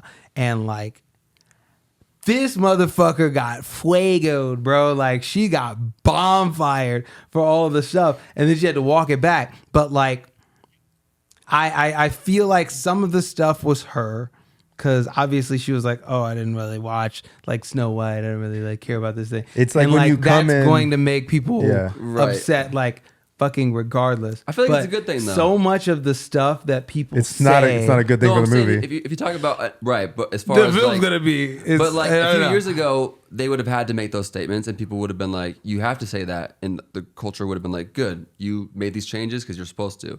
But now, when people are like being overly woke, overly politically correct, people are starting to be like, "No, we don't like that. You need to stop doing that." So that's the only good side of it, I would say. They're starting to get annoyed by the woke stuff, as Yeah. opposed to coming with the pitchforks, being like, "You better be woke." And I'm gonna circle back around to this because like this is actually what I was saying before. Like all movies, like they pushed a message. It was Right, just the yeah. message was a human message. it used to be more was like- subvert, like It wasn't even so. Oh yeah. Oh my it god. used to be was. undercover a little bit, and then it started becoming like in Look. the dialogue. And you're like, dude, I Look, can't even watch look. this anymore. I can't even begin to tell you the fucking shit that I've had to deal with that. But like everything has had a message. It's just like those message were broader. They were more relatable to every person or whatever. And when they started to get like narrowed on one thing or another, like that's when people felt like they were being preached to. I feel like the unfortunate thing that's happened or whatever, there was a very, very specific idea that woke meant. Like woke meant this awareness of social injustice against like a specific group of people, against us. And like somehow along the way, things got so muddied that everything is woke. Somehow it turned into communism, and you're like, wait, what? Dude, it's everything. It's like, oh, we should be eating bugs, and it's just like, why the fuck are they forcing this woke shit on us? And I was like, what is that? What is that? Like, what does that even mean? But like, I don't want to be like a conspiracy theorist or anything, but like, I feel like this wave that's happened with that. Well, bro, you know what? Never mind. When I don't want to fucking say. I'll give you an example. When I used to kind of like the Marvel stuff. When I'm watching Ant-Man and I'm kind of in it, I'm like, okay, I'll believe this CGI world that you created for me. I'll believe it and play make believe with you guys for a while. And then an ant colony saves the day. And then Michael Douglas looks at the TV and says, "See, socialism isn't that bad, is it?" I never saw it. And I'm sitting there like, okay, now you just took me completely out of the story. And that's when you stopped watching Ant-Man? No, I'm just saying, like, you're making a specific political message in the dialogue, and it takes you out of the action. And when everything's CGI anyways, and it looks like animated and not real, like you're already on a thin line. Yeah. You know what I'm saying? It's like if you watch Maverick, Top Gun Maverick, it feels real. It's like Tom Cruise and it's like practical effects, and it was a hit. It was a hit because they were like bombing or attacking another country, and they didn't even say what country it was. But it was the Have same you watched way that as the movie? old Top Gun. Like it was left pretty nondescript, but like So it's like I think patriotic, but it those doesn't. People like with enough sway to maintain the integrity of what they're doing without like special interest. Coming in and saying like, "Oh, you have to have this," and especially with like, Disney, Tom it's supposed Cruise to be is for big kids. enough to do it. Yeah. Ryan Right. Reynolds is big enough to do it. To say like, "Yo, like we just want to make something that's Right. going to make the people Deadpool like stuff, yeah. turn out the difficult shit that they're going through in their life and have a good night, you know, and just enjoy a film." But it is creepy when Marvel becomes Disney, and then Disney's supposed to be for kids, and then they're specifically pushing like a specific political message, and you're like, okay, well, I'm not gonna take my kids to this anymore, you weirdos. But Disney's also Pixar, and Pixar is fucking nailing the shit. They ain't missed. No, But, like, I Just don't. watch Pixar. I think Yeah. like I don't believe. think- I don't know if I agree with that. I think because I want to say Bob Iger, when he came back and became the new CEO of Disney, he rightfully said like we've gotten into a place where like somehow we've become politicized, and like we never intended to get into like a politicized situation. Like we never wanted to make content, or I'm calling everything content. Like we never wanted to tell stories that were politicized. And I think like that's true to the heart of what Disney is. The thing that I'm the most unsure about, because I see it on all levels, is how much of people's specific agendas, how many of these agendas come from the higher ups, and how much come from the people actually creating the stuff. And I was on like the same show I was talking about before. I was on 4400, and like the show as it was pitched to me was about like seeing these people come from the past, and a lot of the civil rights issues that they had suffered through, like, were still reflected in our current society. But it was still a show about like people with superpowers coming to terms with all this shit, right? So we're there talking about the show, talking about like just marginalized people as a whole. And the showrunner, she's like, this show is about taking down white supremacy. This Right. show is about like taking down people who are like, white people maintaining control over da da da da. And like none of us have fucking heard any of this shit. Like we're in the middle of an interview and like it's like So that was the director. that was the showrunner. Oh, okay. Which they were pretty much in charge of like the scripts and stuff. But the thing is, this felt wholly motivated by this person. I'm assuming that was already after you filmed Yeah. the first season or whatever. No, we were like maybe midway through. Oh, but okay. like You're like, what did I don't know- sign on for? Like I don't know how much of this show was dictated by her or by the network, which it doesn't matter because the show's canceled, the network is gone. But like the show had all the subtlety of a bull in a china shop. And like the frustrating thing is that like the things that the things that like people in my community are actually fighting for, like isn't at the cost of anybody. It's like, yo, we just want, to be there. We want representation. That's it. And like when people make this a battle, when the people make this anti this, like everyone who we want to reach, everyone who we want to fucking connect with, it's like there's no fucking way. You kind of like isolating a certain audience like, from Yes. the jump. Yeah. And like I don't want to get fucking political or anything like that, but I feel like making white guys your enemy, like Yeah. is never going even- to fucking get like, I don't know. Like, Even it's just never gonna even help. just financially, if you're like, okay, like 50-60% of the country, isolate them, we might not do as well on the numbers. But it's like you could fucking target markets. Like I could be Yeah. fucking Tyler Perry and all I'm making is movies for black people. And Tyler Perry's rich as fuck. It's like if you want change, if you want to reach people, if you want to do something, like why the fuck are you making them the bad guy? Yeah. Right. Like it's stupid.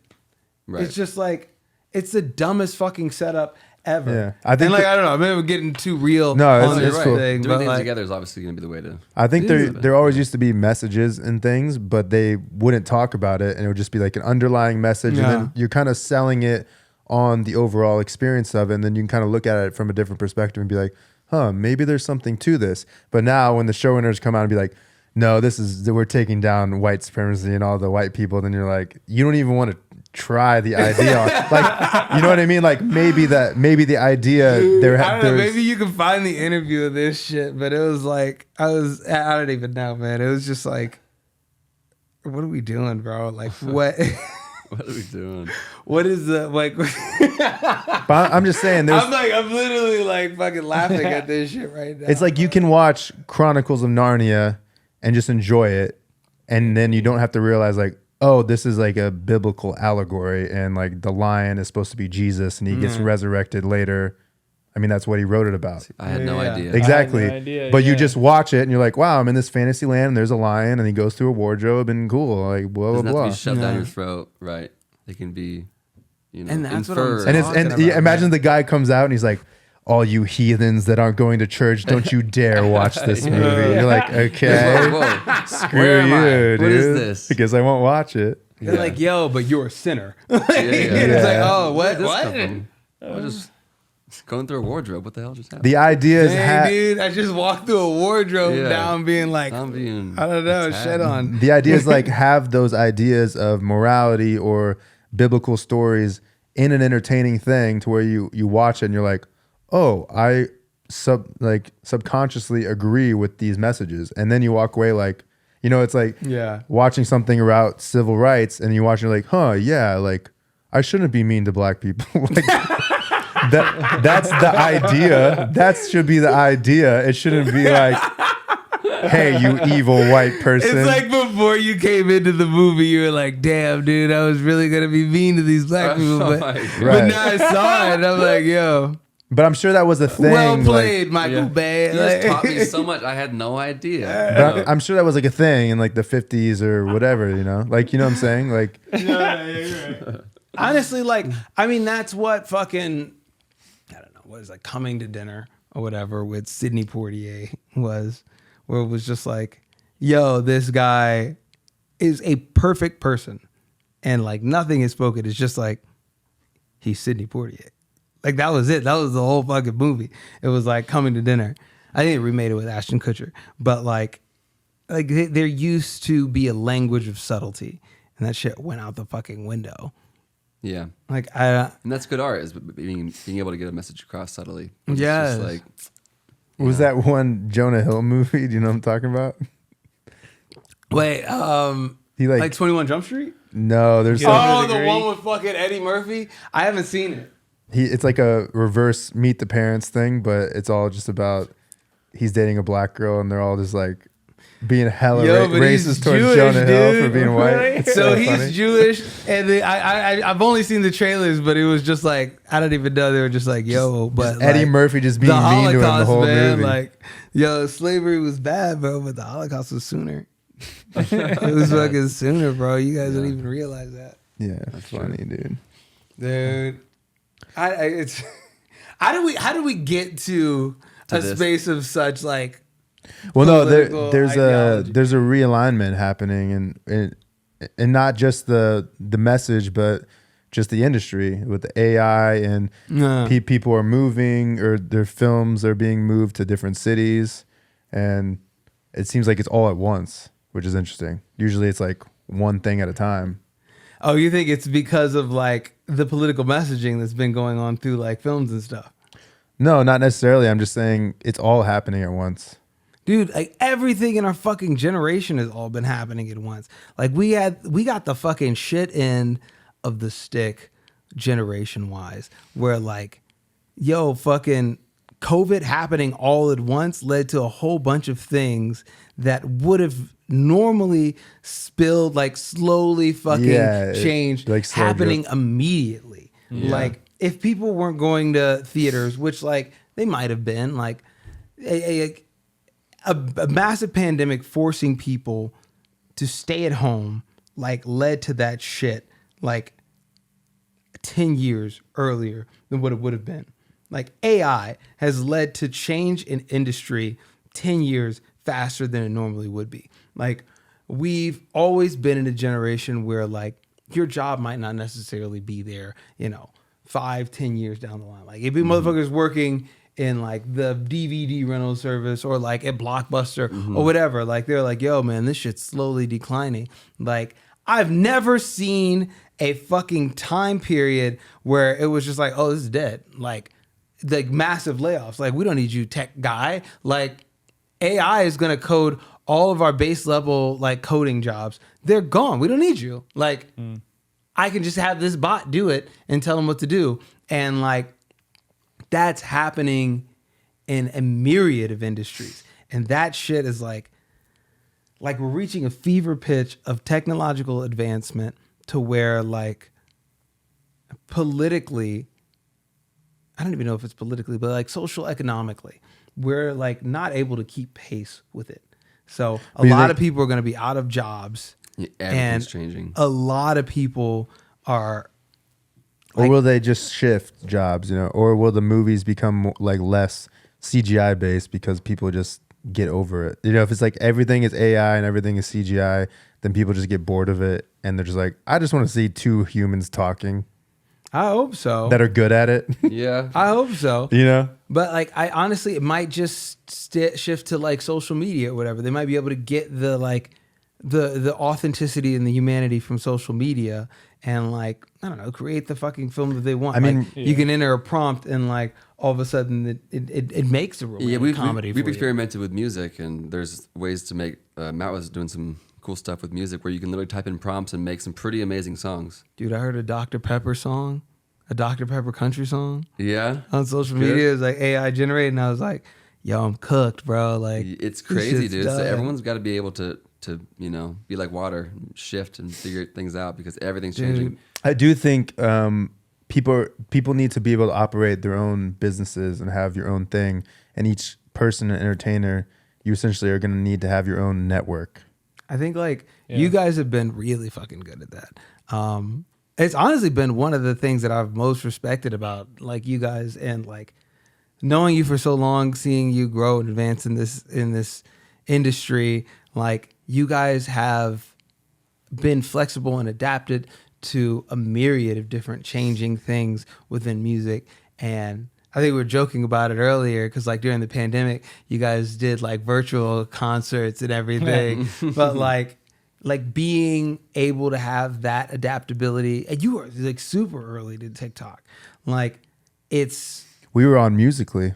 Dude. Remember Before it that? was TikTok, yeah. Definitely. No, we weren't really that crazy on it, but I don't know if we're really that quick to trends or anything, but I do think me personally, I like to learn new things, and whatever's coming our way, I'm like, okay, let's figure it out. And I envy the old music industry when you can kind of just be talented and just show up and people tell you what to do. Damn, dude. But I don't think we live in that world anymore. I think Those are the days. if you're an actor or a musician, you have to get your hands dirty and be willing to, move your career and learn every aspect of it. Like how do cameras work? How do microphones work? How does writing work? You're writing scripts? Like yeah. You have to have a team, but you also have to be your own boss. It's like a Yeah. weird dynamic of both, Yeah. And I think like, well, I don't know. I feel like it's funny. I've been watching this dude. I didn't even know his name. His name's like Demiza or something. But he keeps like harking this creed to the fucking independent artists. Like now is our time to fucking pioneer the industry. And nice call to action. Yeah, man. I mean, it is true. It's like there's only a handful of artists that are really being, focused on by the major labels and whatever else. So it's like, if everyone did come together, essentially, I mean, just getting, it's like. Well, I know. I now I'm the one asking you guys a question, but like, do you feel like there's gonna be a music union? I don't know, dude. I don't think so. Would you want to be in it? Would you want to? Want it? I don't know if I like unions. Yeah. I don't know. I guess it depends what it is. But I don't know, dude. Like, Yeah. you've been in here for a minute. Do you feel like there are things that, like, you wish people weren't able to take advantage of, or anything like that? That those safeguards in place for people. Like, I know you're not starting Not out, and necessarily. like, I mean, I love the idea of independent Mandatory artists having more minimums or control, something? and people like Russ or whoever just being like, "Cool, I'm gonna have my own discography," and that's it. Like, I think that's great. yeah, But I also think that a lot of people like don't take enough accountability for themselves as far as like what deals they're signing and what they're getting into, Yeah. and just being aware of what you're doing. Like you might be signing a deal with this person or that person, and like you need to be aware of what they're gaining from it and what you're gaining from it, yeah. and just be very clear on that, and don't be surprised by anything. I think those No, things you're make right, a you're big right. difference. So I don't know. We've learned so much based off of just like making mistakes, but that's how you do it a lot of times. No, facts. Yeah. But obviously, ideally, labels would be a little more clear in there, or a little less greedy, or whatever. So I think hopefully it evens out. It just feels like it's still the wild, wild west, man. Like, I was like trying to ask my lawyer what like a good deal was, and like he was just like, a deal that works for you. Like, and I'm like, what does that mean? Like, he's like, you're asking me like, how long is a piece of rope? And it's like, however long you fucking cut it, man. Right. That's a great analogy. And I think something we should bring up to the listeners is, JoJo, you're a very successful actor, and this year you put out your first song called Yippee-Ki-Yay. It's on Spotify. You already got millions of streams on it, so congrats on that, bro. Yeah, dude. It sounds amazing. Thank you, man. Yo, Super thank you dope. guys. Yeah, man, I'm really starting this first step into music. Kind of like you were saying, like, all actors want to be musicians. I don't know if all musicians want to be actors. I think a lot of them do. Trust me. You're gonna be the next Or comedians. I think all three of Yeah. them kind of like everyone wants to together. be what they're not. Grass is always greener. I don't know, dude. I the thing that I feel like I'm missing is like just creative freedom. Right. And I don't know like how much that happens with releases and stuff at the label, but like I like the majority of the jobs that I do, like I'm saying other lines that people have written for me, whether those lines feel like they are not subtle at all, or like I really, really fucking love being on the project, like Michael.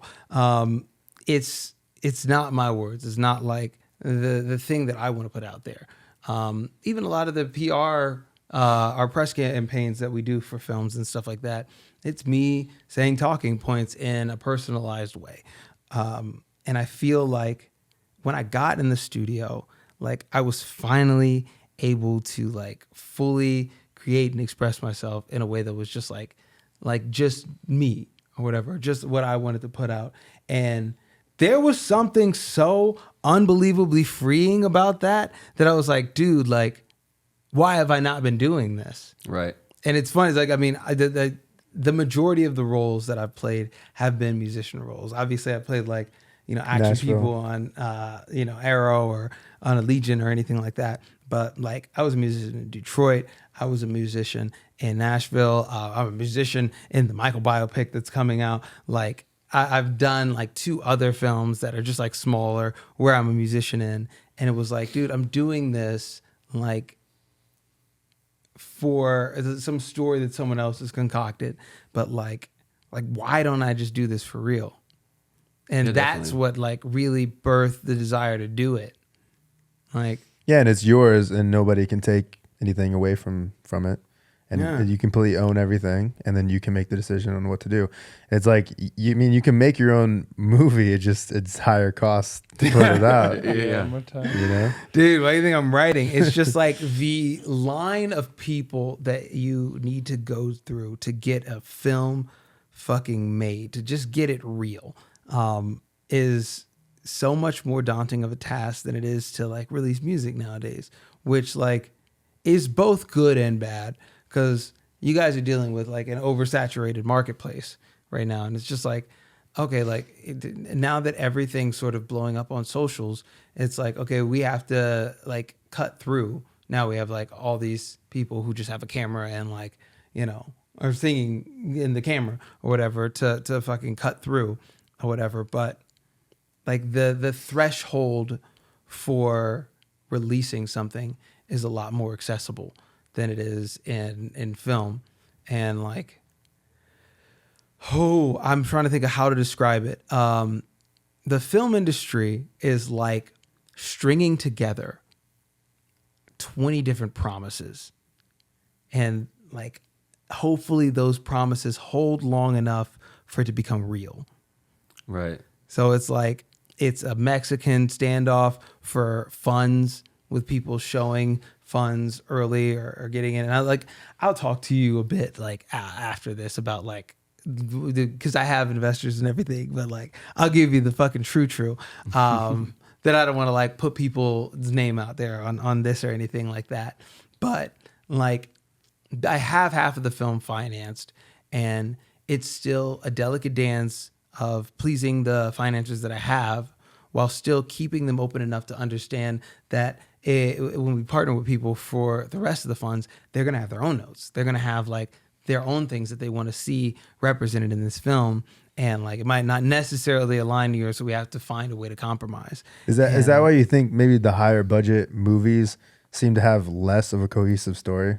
I mean, we just pulled up point. Joker. They had $200-300 million movie, Yeah. and it doesn't make any sense. There's more people to please. And then you have a Yeah. $25 million movie with everything always at once, and you're like, wow, what a great story. Like, if I just read this as a book, it'd be a very interesting Right. And story. maybe it's a smaller group of people that need to approve it when it's more based on like the creators being like, this is it. This is it. Yeah. You know? It's funny because like, I feel like, bro, that fucking We've had the that with music studios sometimes. and the executives, like, they don't care as much about creative.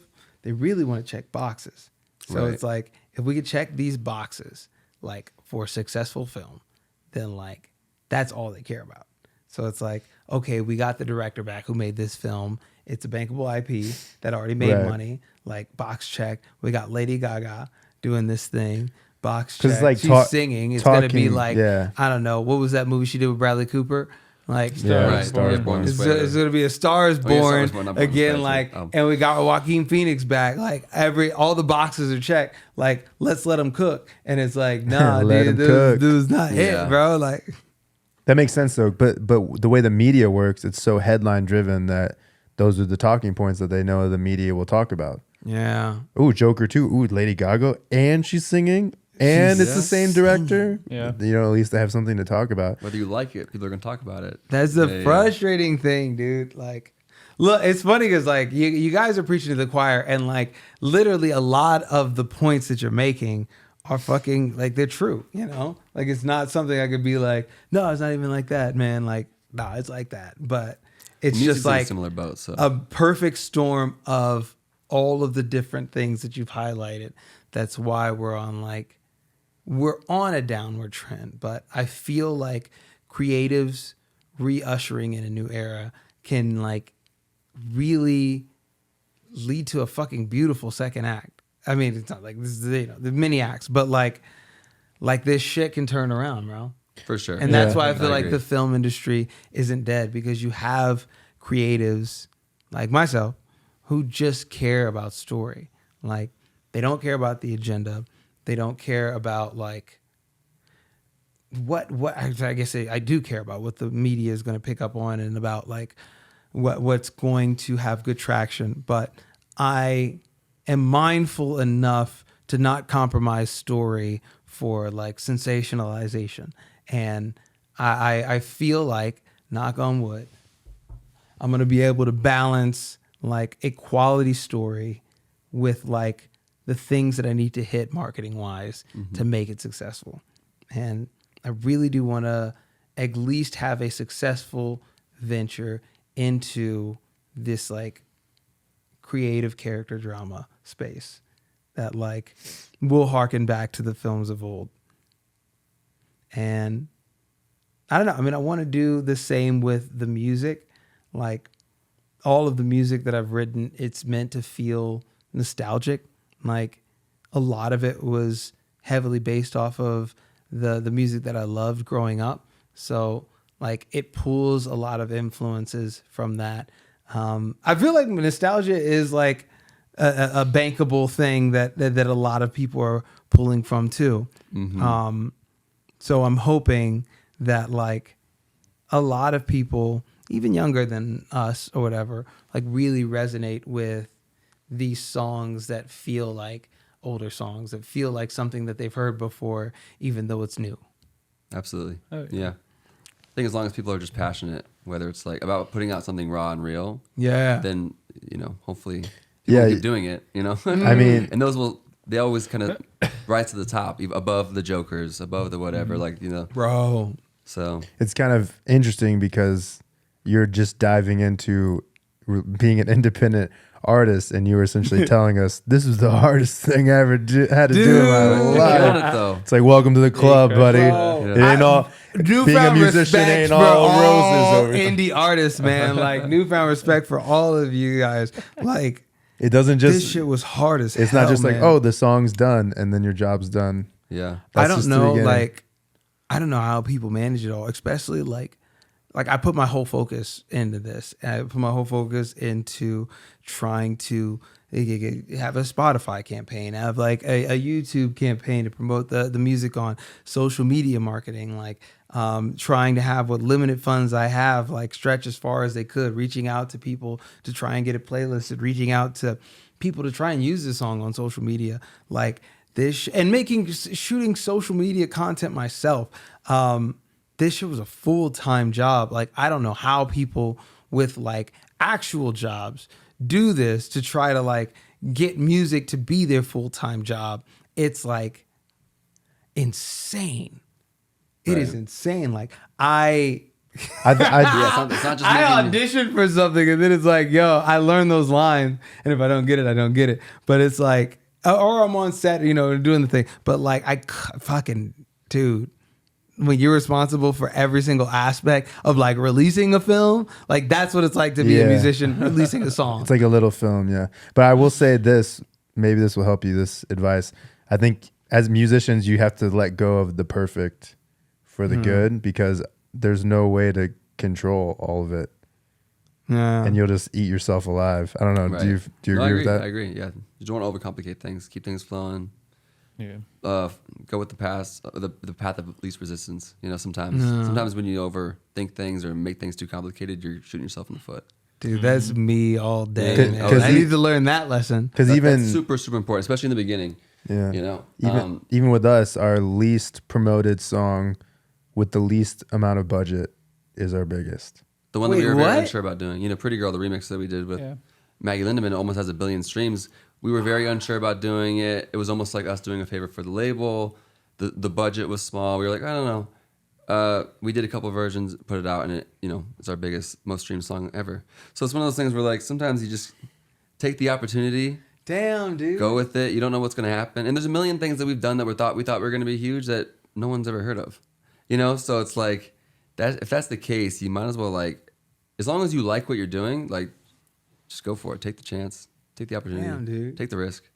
You know? Wow. What's your next song about? Or do you want to talk about it more? Or And I do want to talk about it more. You know, it's crazy. I've been drinking water this whole time. I have to piss like a fucking racehorse, dude, dude. get some All right, more. am I ever gonna pop out and then come back to this? Yeah, of course, bro. bro. Yeah. Yo, can we take like a 2-minute We could do a intermission? commercial course. break. Yo, and now Yeah. a break from our sponsors. Yeah, exactly. Okay, sorry. The second single.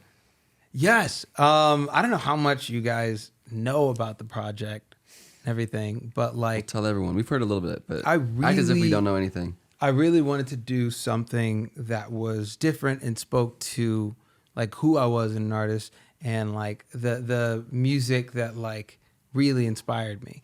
So I wanted to create an album that like touched on all of the music I loved growing up.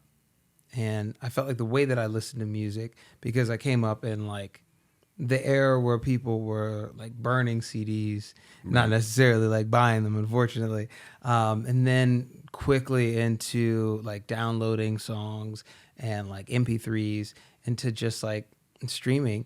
I listened to a myriad of different genres, and it would be through playlists, whether it was something that I downloaded myself or like that I heard on the radio, and those playlists would like sort of encapsulate a vibe or a feeling, whether that be a workout or like a fucking lazy Sunday or something. And those playlists were rarely ever genre specific. So the album, I wanted to create something that like played the way that I listened to music. So I created an album that was a playlist, and the playlist was through all of the genres that made me love music. And I don't know how you guys feel about that, I love that. because it's like, hey, really? No, Yeah, yeah, I think it's sick, especially dude. for us. That's one of the main Yeah. reasons we got into doing electronic music, because we felt like we were able to experiment a lot more without. Because I used to for example, I used to be an acoustic artist, and I felt like I was making the same song over and over. Yeah. You know, so for us, I think the idea of being in cheat codes was, you know, being able to switch up genres and work with all different types of artists. So I totally get the appeal. Dude, it's so freeing, man. Yeah. And it's funny because like I'll talk to songwriters, and like I feel like it's so frustrating because songwriters are passionate about music and will write in every fucking genre, but they can't release it. They can't release it themselves because it's like, oh well, like people won't like gravitate towards it because it's coming from me, like, and it doesn't feel authentic. So I sent it to this person, and this person who has nothing to do with this song is somehow more authentic than them because like of where they grew up or where whatever. Right. And like I like this quest for what is authentically me has, it felt like it was plagued with trial from like the beginning, dude. Cause like my first single was a country single, and I fucking love country. And even growing up in Kentucky, like me being a black dude, like bumping country in my car on the way to school or something, like if I locked eyes with another brother or just another kid my age or whatever, Right. like I would cut that shit off expeditiously. Right. Because like I lock eyes with somebody and be like, What the hell was that? oh shit. Like, Yeah. what? Yeah. Yeah. But like, I don't know, man. Like as I got older, I was just like questioning more and more why I was so ashamed to be different, to listen to all these different types of music. And I feel like all of that is me. Like all of that is a representation of who I am creatively. And if like the songs are coming from me or from like the writing camps that I have, like they deserve to be released by like the people who created them. It stinks. It's like a lot of fucking songwriters just get like, they don't get shafted. They get paid publishing and everything like that in the industry. But I feel like a lot of them, like, they write in a bunch of different genres, and like they rarely ever get their like the credit or the praises sung about them. Right. And like I worked with so many fucking talented songwriters on this album, and I've been trying to be as mindful as I can about shooting things that showcase the people who like worked on this project with me, and like really telling their stories as much as I'm telling like mine and the music's. And I think like hopefully, as I know Kendrick is saying, like, you know, the fucking party's dying, and like, you know, that there's going to be a new era of authenticity in the music. Like people will start like appreciating and championing the people who like really create this music. Yeah, for Like sure. I don't want to sound too like, you know, profound or anything, or too like self-aggrandizing or whatever, but like I do really, really appreciate the fucking people who create the music. And I don't know, like I've been just like doing this for about a year and a half, so not even that long to create the album. And like some artists, like bigger artists, they'll treat like the fucking songwriters and stuff like they're like a chef that's like making them a meal or something, like, yo, like Right. whip me up a steak, bro, and like come back with it or whatever. But like I really do want to champion in them. It's funny because the next song that I have is actually an electronic song. It's like you were there when we first recorded. Yeah, this you came to song. my crib and played the record for me. Dude. You but it needed to was be like- inspired by Vegas, I guess. I did, Exactly. man. Like I mean, I needed to be inspired by you guys. There we go. And I feel like that really birthed the idea of how to contextualize this journey. Like I had so much fun recording that song and on the trip and hanging out with you or whatever, that I was like, this is how we tell the story. Like this is how we curate like people's experience with the music and the song and everything.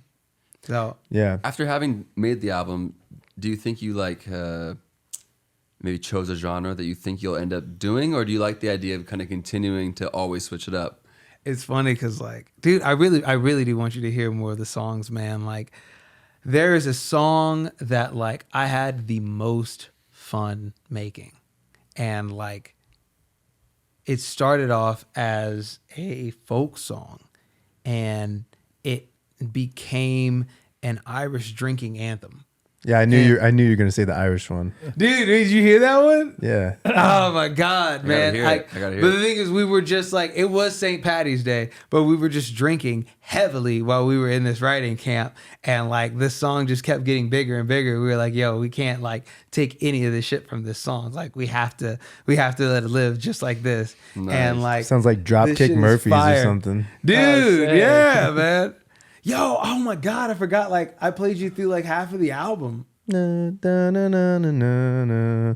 Yeah. It's got the melody, dude. Must be good. Yo, I appreciate that, dude. Let's go. I can't hear. Like, no, it was when I drove down to San Diego or whatever and saw you guys perform at that concert. I remember we like stayed in the car and played through like a bunch of the songs. If you end up being an Irish like drinking song artist, like in 2 years, you just start making these Irish pub songs. Yo, I these will shanty love songs, that, dude. I would love that. That sounds amazing. I would love that, man. But the thing is, like that, like hands down, I had the most fun doing that song. But like, I don't know if it's the strongest song on the album, and I guess like it really is gonna come down to what people gravitate towards. I really, really liked Yippee-Ki-Yay, which is the first song I released. But You were kind of telling me that the original idea for the playlist was you wanted to have a show with the playlist / album, and it's almost like music meets Anthony Bourdain, Yeah. parts unknown kind of vibe. no, we've been shooting it, man.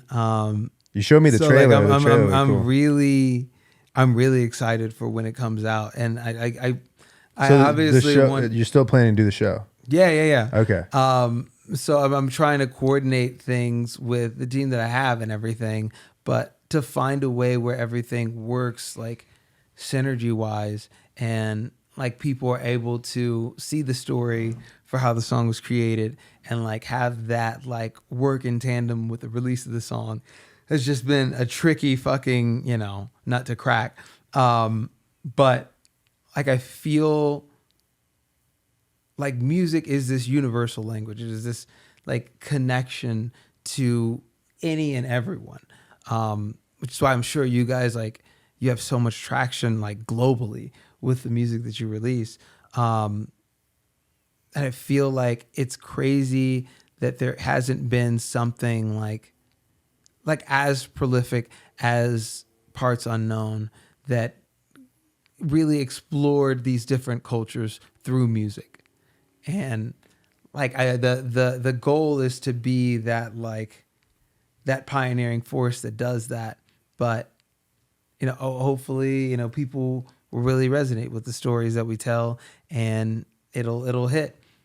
But People love travel shows. That's Yeah, for sure. dude. Yeah. I can't wait to see this.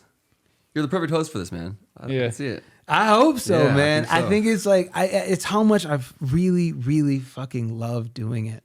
Because you really do. You do music. You're a great actor. You write. You do it all well. I also think you, that man. enthusiasm goes a long way, and you're very enthusiastic about the music. Well, I'm just saying if you're like, oh, I'm traveling to Ireland, I'm gonna meet with these different songwriters or whatever. Yeah. You got to feel it like this person's excited. Yeah. You genuinely are. You know what I mean? As opposed to people that are be putting on a facade or whatever. I think that So- was the thing with Anthony It's really- Bourdain too. Is like he's trying all this food in different places, and you can tell he's like, this guy really fucks with the food heavy. Yeah, he Hell wants to yeah, know the dude. guy. Like he wants to understand these people's culture. He's who like, they wow, are, like, you use this ingredient? Hell Who cares, man? yeah. He wants to live like a local in that moment. Which And the people thing is, wanna like, see. honestly, I feel like he cared too much, man. Like that was kind of what led to his downward spiral. So I'm worried about that. But like, I care so heavily, and I feel like when 'cause I saw Roadrunner, a documentary on him, and like, there was a shift that happened in him when like he was traveling the world and like really doing this, and like he tried to at first like do things or whatever, like make an impact. Like he was, I can't even remember, maybe I might have been Sudan, and like there was a storm that had come in and wiped everything out, and like he was like, yo, I'm gonna buy these people food or whatever, so like everyone can eat, because like the food that they were eating was like maybe like 12 cents, like it was like for each person's meal, and he was like, yo, I'll pay for this thing. And the people trying to get food ended up like fighting each other over the food now that it was like free, and like it led to more chaos than what it was previously when they were trying to get it. And like that affected him and affected how he interacted with culture and stuff like that. And I feel like each place that he went to left a mark on him. And then when things happened the way they did towards the latter half of his life, like he just felt it so much deeper. And I think that's what led to like, him ending his life. So I'm praying that because I care so much about this and about this journey, that like there isn't more to it, that like I'm just ill prepared to handle, and it affects me in such a way that like, I don't know, it's like it's just sort of irreversible. You got to be able to separate the art from your work and from your normal life. That's been the hardest part, because like I do care so fucking heavily. And it's weird because in shooting this, like I really feel like it's what I'm supposed to do. Like So what have you shot so far? Where did you go? Who were you shooting with? Well, you saw the trailer and everything. It's funny because like it's twofold. So we have the initial songs that I recorded, which like I was just working during the time when we were making the music. So I was traveling wherever we could meet up with producers and stuff to do it. And like I'm telling you, the Vegas trip was great. But it was probably the most fun that we had. But we took in the town so much while we were on that writing camp. And then you have the footage that we shot in the interviews that we did to sort of contextualize it. And a lot of that was, I guess, in the places that were the most accessible to us at the time. So like I went to Mexico and I went to Nashville or whatever to shoot. And then a lot of the other components were in LA, but it was mainly talking and working with the musicians that we were interviewing and how much they cared about their craft and how much that bled over into like what I wanted to do and like how much I wanted to like speak to the authenticity of things. And it's crazy because like, and I think you'll find this too, as you guys do this more, like there's a worry that, oh, like, how are we going to like fill the space? Like, are people going to be able to say things that like are impactful or that matter or like do the, and people are so much more profound than you give them credit for. Like there are so many people who shared just like nuggets of wisdom that you wouldn't even expect out of like places you wouldn't even search for them. And I think like really seeing how intelligent people are and how intelligent people can be, like really drives you to keep going. But like I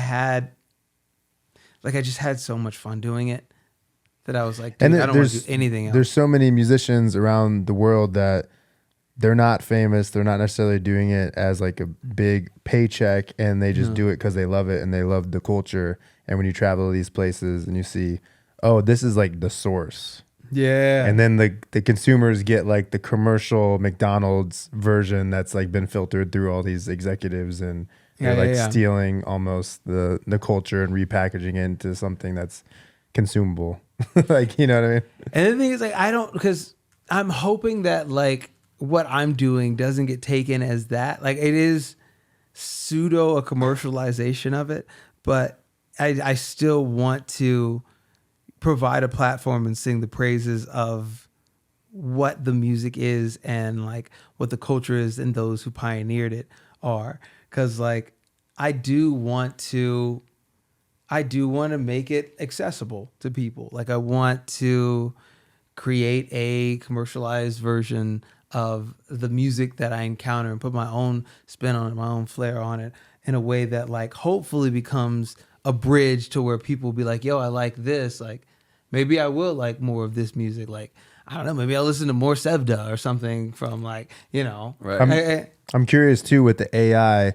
I think we were talking to Bryce Vine about this or something, but you can listen to, he was like, I'm really into this Russian artist now. And it's like most of it is in Russian, but it's like they have the AI language changers now where it's like, if you just like the sound of something, you could just like run it in and be like, what are they saying? And you're like, cool. I like really fuck with what he's saying too. Yo. You know, whereas before it's like hard to get into a whole different genre of music if it's, you don't understand what they're saying and you don't understand what it's about. I mean, even like UK rap, half the time I'm like, I can't understand what you guys are saying, which is your accent. I can't get into this. Like I used to have Tiny Tempa's album, but other than that, it's like I can't even get into UK raps. But you know, that's hilarious. It's funny because like instantly when you said that, I was like, dude, I have like at least 10 different samples that I'm like, I wonder what these motherfuckers are saying.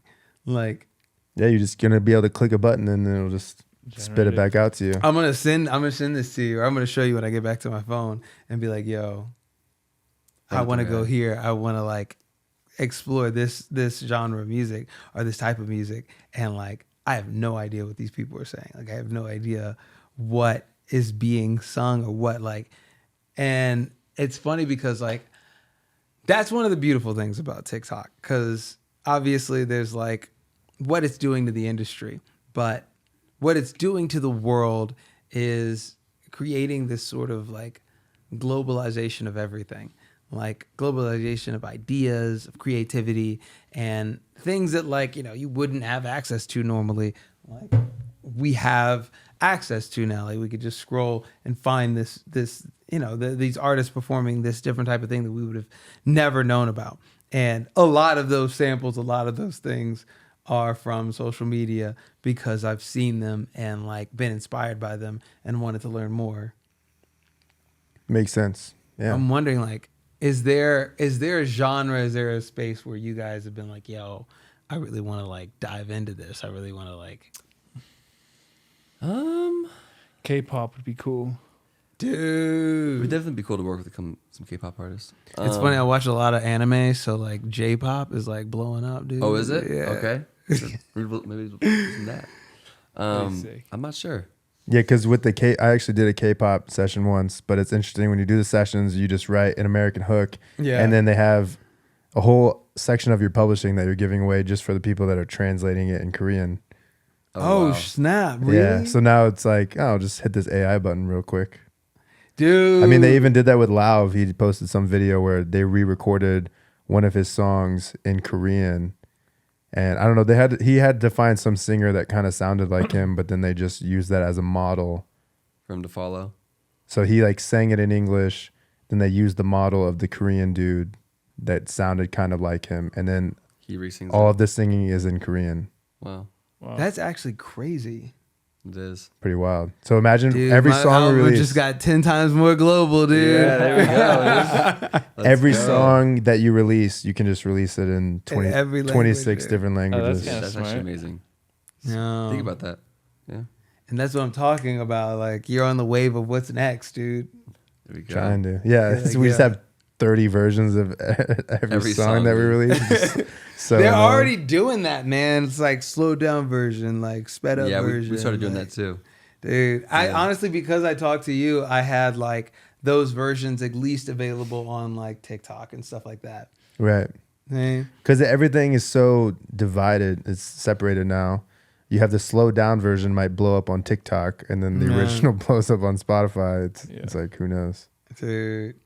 I mean, a lot of times it is the sped up or slowed down versions that get bigger on TikTok, right? Mhm. Yeah. Kev, you might know. Yeah. Yeah. As long as I've seen like, dude, every single Yeet song that I hear, Yeet, like is the the artist. slowed down version first, and then Yeet. the rapper? and then I'll be Yeah. like, oh, this isn't the original version. You thought you thought it was the real one, and then you're like, Yeah, wait a second. You dude. go to Spotify. Psych. Like, wait a And that's second. every single Yeet song that I've heard, dude. Yeah. That's funny. There've been a handful of songs like that. No. You guys want to pivot to a local story that I have? Yeah, let's hear it. Okay. Let's let's do some fun stuff. Yeah. Let's Well, do some like I was curious to ask Some you crazy- if some you crazy think stuff.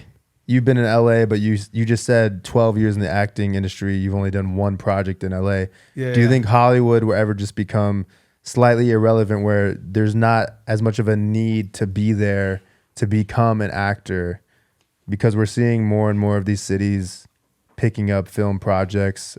This just came out. Warner Brothers commits to $8.5 billion for Nevada studios. Oh, dude. And what does that then mean?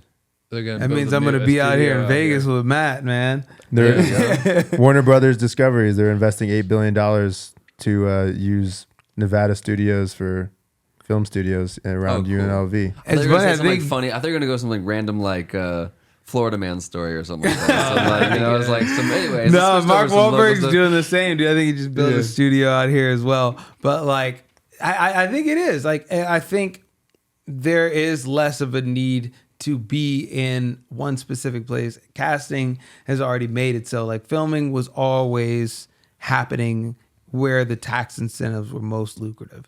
And the thing that was keeping actors there, the things that were keeping a lot of the industry in LA was the fact that like castings were in person, like screen tests were in person, like things had to be there. It wasn't like people were zooming in for production meetings and stuff like So that. if you're Like, not doing the auditions in person anymore, and then you're not filming in LA, why am I still there, dude? why are we here?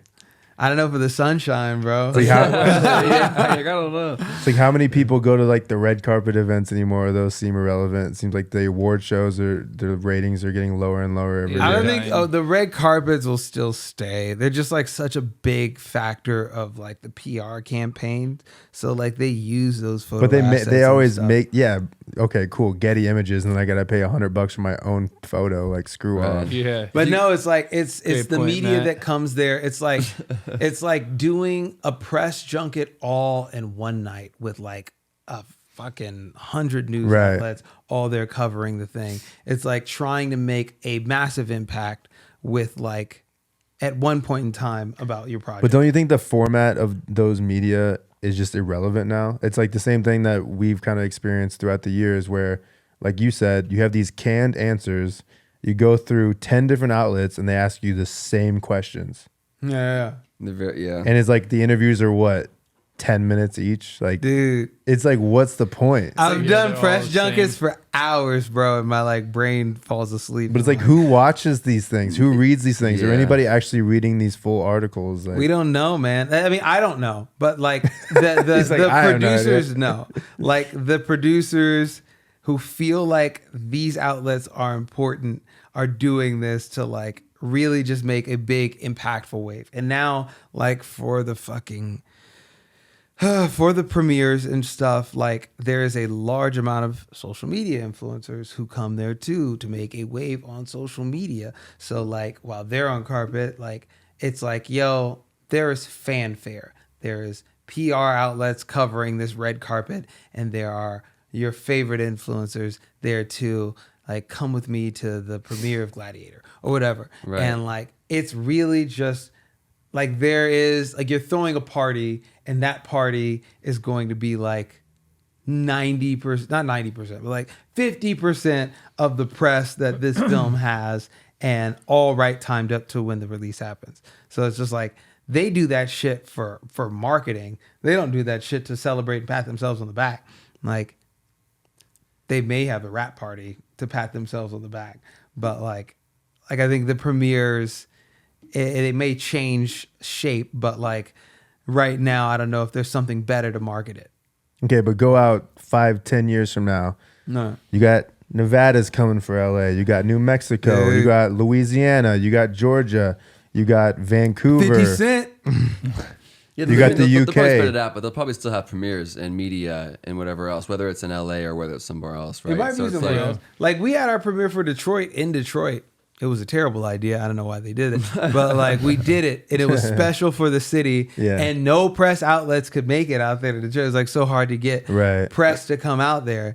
So I feel like maybe it's gonna come down to press because it is a press-driven thing. That's my point. Is these press are so irrelevant. Like nobody Right, but it's like cares. maybe like the I get 50 that. press people that are coming might in themselves be like irrelevant by like whoever's coming to do the interview. But if they all come and they have all the stars and they all have the social media, maybe there's a chance of something happening with on camera with one of them that goes viral. That has that sort of like, and you see this new reporter you've never seen before, but their clip goes viral, right? Yeah. Where it's like them individually maybe not very important, and the brand, like the companies they're working for, maybe not being important, but like them all being there and hoping to catch something is the important part, maybe. You know what I Yeah. mean?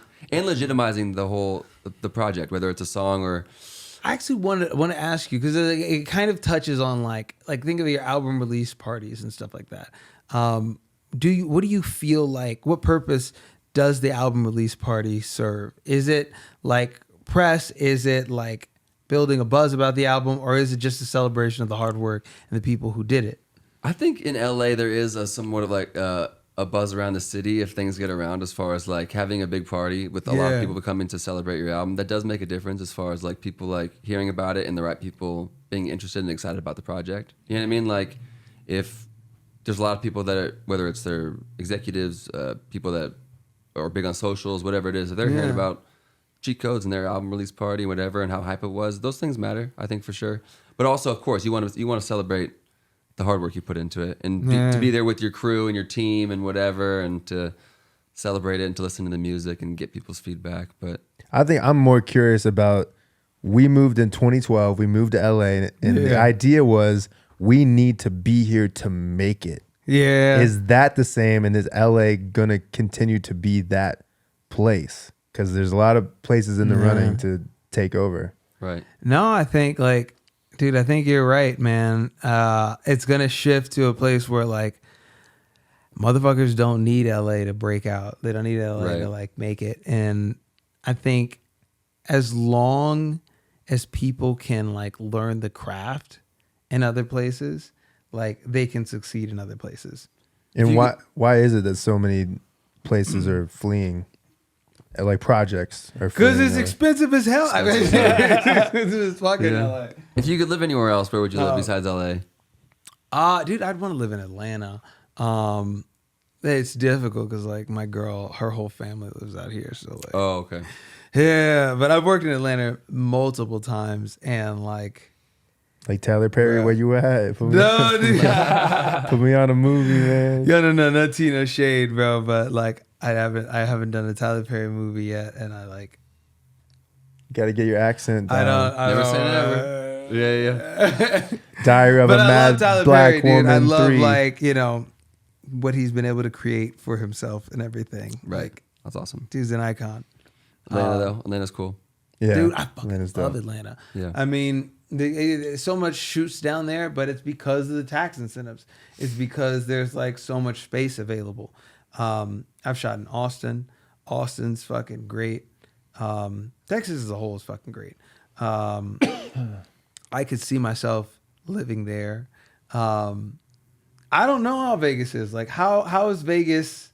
Like, you've lived here for I mean, 5 years.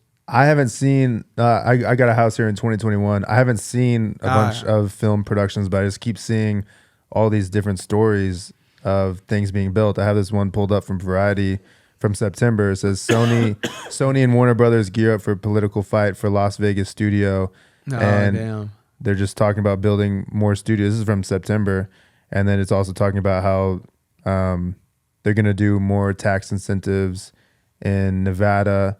And then they even go in to talk about how New Mexico awards up to $120 million a year in tax credits. Damn. So yeah, Arizona's approving tax credits for all this stuff. It's like everybody's just coming for Hollywood. Oh yeah, it talks about Mark Wahlberg a little bit.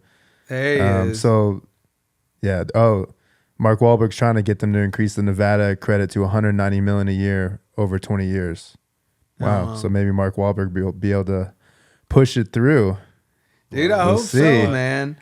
I mean, at the end of the day, like whatever makes the numbers work and a little bit more palatable is going to boost production in the industry. Even if it's like, yo, like this shit ain't happening in LA. Like, if I don't have to be in LA, like I would love to fucking just move to a place where, I don't know, you can have a little bit more land, a little bit more peaceful of a life. That's the weird thing too with me about LA. It doesn't feel as family friendly. Like for me, I literally bought a house in Nevada because it's easier in my mind to be able to raise a family, and I don't want to raise a family in LA. So it's like you have all these Hollywood people, they want to live and work there, but then you make it so hard for them to have a normal life there, have a normal life. Then they're just like, you don't even need a bunch of tax credits in Nevada for people to want to film here, just because the cost of living is better and you can actually have a normal life here. Yeah. I think like it's funny because my dream place to live is like just a little bit outside of LA. There's a tiny wine country that's there. Like Granada Hills. No. I'm like, dude, I'm in there now, but like, no, don't tell anybody that. I don't live in there. Cut that part out. Cut that part out. But no. I'd love to live in like fucking Los Olivos, dude. Like Solvang. There's like a wine country just a little bit, like maybe like an hour and a half north of LA, and it's like it reminds me of Kentucky. Only the hills. Instead of the fucking hills, like instead of the farms, it's like vineyards though, and the people are the same, and they're good people because it's like everyone's self-serving in LA. Like it's just they're not bad people. It's just like they've lived their life so singularly focused on trying to be successful that everything that they do is built with that frame. like that mind frame.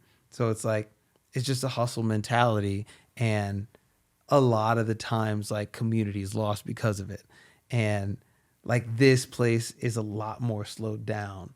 Like it's a lot more like community based, and that's like what you want to fucking raise a family in. Like Yeah, that's and what you're only filming in LA once every 12 years, so you'll be fine. dude, I'm telling you, man. Like if I just have to commute to LA, like for a screen test or something, and then we go off and film wherever the hell, like I would gladly get the hell up out of there. Yeah, you know, Kevy's brother works on the Taylor Sheridan stuff and moved to Texas, and he's got like a really? ranch. Yep. Dude, Landman and Yellowstone. that fucking and, shit is fun. My favorite one was the 1883. That was with the Tim McGraw. yeah, dude. Did you work on that one too? Your brother? No, not that one. He came in after Dude, that I one. fucking The wait. 1923 Oh, one. He okay. did. Yeah. the Harrison Ford Bro. one. Harrison But Ford. like it was like Oregon Trail, the fucking TV show, man. Yeah, bro, that one was good. It's like, oh, you got dysentery. Yeah. Dude, like he's a fucking phenomenal storyteller. Yeah, he's good. I think like he's a big reason why westerns are coming back. Like him, well, I guess Yellowstone's whole universe or whatever, Westworld. It's really bringing back westerns in a big way, and I feel like people hearkening for simpler storytelling, like good versus evil. You know, even if it's like morally gray good, like it's some sort of clear cut storytelling. Like people are really it is thirsty lower for. stakes when it comes to storytelling.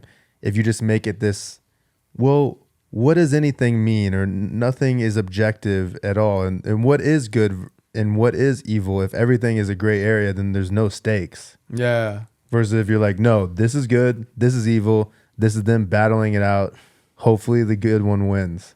You get what I'm saying? Like if you don't know, like even like there's the criticism. It's safe, but it's like I love when fucking stories take risks. Like you ever watch Succession? Yeah. Yeah, Like for sure. everybody on that show is like the fucking worst, but like I haven't seen it. at any point in time, I'm like rooting for one them? person Yeah. and another. Like I feel like the motherfuckers on like what was it, the Duddons on Yeah. like Yellowstone. they're all pretty fucking like compromised. Like they're morally compromised, but like they have shit that they care about, and it's like I don't know, because you're like, yo, I can't root for this person, but you're rooting for that person. Like it's so much more compelling. Like there, you could easily tell, like I don't know, fucking Luke Skywalker's story, where it's just like, yo, it's good versus evil, it's light versus darkness, and you're going to tell a story that appeals to a wider audience. But Well, I'm just saying too, the hero's journey is just that's what people want. And when you just erode the hero's journey to where people are powerful and they didn't have to go through anything to get that power. Oh yeah, Whether yeah, it's yeah, like But I think the most like Yeah, I the hear what appealing you're saying. characters though, like Walter White from Breaking Bad, like Dude. is the epitome Yeah. of somebody that's like you like shouldn't be rooting for them, but you Yeah. are the whole time, and you want them to win, even though by the end he's doing terrible stuff. You know what I mean? you So need the anti-hero, breaking man. it now, like but he's a hero. It is still a hero's journey in a sense of True. he has right, a but being able to take risks, like you're saying, like in those unique ways of being able to be like, okay, here's a twist on like something that here's a character you shouldn't necessarily be rooting for, but nowadays it's like more interesting to root for them as Yeah. instead of watching the typical, for me, like the superhero movie where it's like, oh, there's Superman, he's gonna win, and you know he's gonna win. Like it's dude. just boring. You know what I mean? Like for me, at least. I'm really interested to see how James Gunn like brings that shit back. I don't know if it's a great start. You know what do you mean? I know people have been criticizing the costume or something. Oh or- really? They're hating on it. Yeah. Dude, Damn. it's just because people love Henry Cavill so much, bro. Like they really, really do. Yeah, he was supposed to be on another one and then he just fell off the project and people were pissed. Dude, You got to give the people what you want. They kind of fucked him over. Like he was on The Witcher, which people loved him on the fucking Witcher. Then he left The Witcher because they were like, "Yo, we're gonna bring you back as Superman." Right. And then after he left, they're like, "Psych, we're not gonna do that." I didn't And know like, that. That's brutal. it was just like, I don't know. Yeah, like Because like he is someone who cares very deeply about like all of it. Like about The Witcher, he cares about Superman. He's like a comic book fucking nerd. He's a gamer. Like people see the authenticity that he has in the role and his like desire to really, really live up to their expectations. And they're like, yo, I want to root for this guy. That's cool. And then it's like, oh damn, he gets dicked around. And that's why Ryan Reynolds wants him to be the Calverine. Oh, does he? No, he was in Deadpool. Oh, okay. He was right, like, right. "Yo, we're gonna treat you so much better than the shitbags down the street." Okay. No, but he's not. He's. I think he's signing on to do something with Marvel. Okay, sweet. Wow. Yeah, I mean, the Deadpool was a good example of just a movie. They just gave the fans what they wanted, whether it's an amazing movie or not. It made money. It's Bro. like, don't try to just reinvent the wheel. Give us some action. Give us some gore. Give us people getting their heads cut off. Wow. Give us Wolverine. Give us Ryan funny Reynolds. moments. Yeah.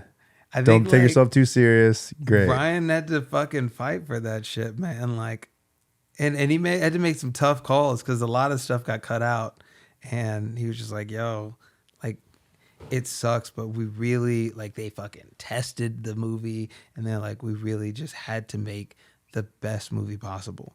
And I think the box office is a reflection of that. But like, But what there are people who got cut out of it. isn't They're that like, the "Yo, you issue? put me out of the movie?" Isn't that the issue with Hollywood that Ryan Reynolds has to fight on the third one, by the way, Yeah, to make the best movie possible? Like, what does that even mean? bro. Isn't that a given? Isn't that the whole point of making a movie? You want to make the best movie possible? But the reason he's saying that is because he got resistance for it. He's like, I'm gonna do this. It's gonna be funny. And they're like, do that. slow your roll. The thing is, it really Then you have comes to fight, down yeah. to like, because he's like, I mean, he's assimilated now, you know? Like, he's assimilated into the Marvel Cinematic Universe, whereas the other two weren't necessarily that. So it's like, yo, how much, like, Right, yeah, how I much guess that makes Deadpool sense. can I keep? How much, like, do the fucking current people running Marvel Studios get to be like, oh, you can't do that. You gotta. That's another bad sign when your best Marvel movie was the one that wasn't Marvel. It came over. I'm saying your best as far as money wise was in like years Dude. was the one that wasn't Marvel. Is that not Marvel? They bought it. I mean, it was like it was a different It was Sony. cinematic universe that then It was like, Sony, came and then they bought the rights. So then the newest one over. I was think Disney it was Marvel. like- it was The I first think it two was weren't. 20th Century Fox. Yeah, 20th Century Fox. So the first two were Hmm. 20th Century Fox, rated R. They could do whatever they want, big hits, and then Disney bought the rights. Yeah, so they got X-Men and all the motherfuckers now. But like, it was interesting. It was interesting. It is. And he stuck the landing, dude. He got Hugh Jackman back. There Thank you go. God. Like, it all worked out, bro. What do you guys think about Dan Schneider? Dan Snyder. Yeah, The, the Nickelodeon guy. Oh shit! Yo, he just went to the dark place, dude. That's a good question, man. I mean, based Damn, off of the, no Diddy, behind the bro, scenes no stuff, Diddy. What's it called again? What's it called? That documentary? There's a documentary called Quiet on the Set. Quiet on the Set. Yeah. I mean, doesn't look good for him in that docuseries. I haven't seen it. Oh, you haven't? I haven't seen it, It is dude. interesting. I Yeah. forget who the other guy is. That's like definitely for sure like got in trouble. Oh yeah, there's like two guys that got convicted. something, I think, There's or- one guy named Brian Peck and another guy. And they got convicted, and it was a whole thing. Shout Definitely out, some creepy stuff for sure. yeah. But if you watch the documentary, the Dan Schneider stuff is basically like he was horrible to work with. You know what I mean? Like, Right, but then like the Amanda Bynes stuff was weird.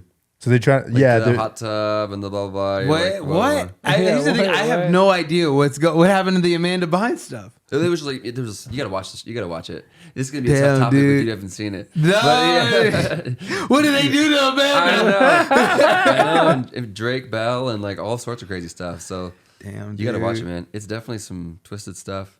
You gotta be yeah. careful. I was kind about of it. bringing it up too because these documentaries, how much of them are just clickbait, like people trying to get the Hollywood, like I don't know, the money out of the story versus I don't know, because I'm pulling it up right now. Yeah.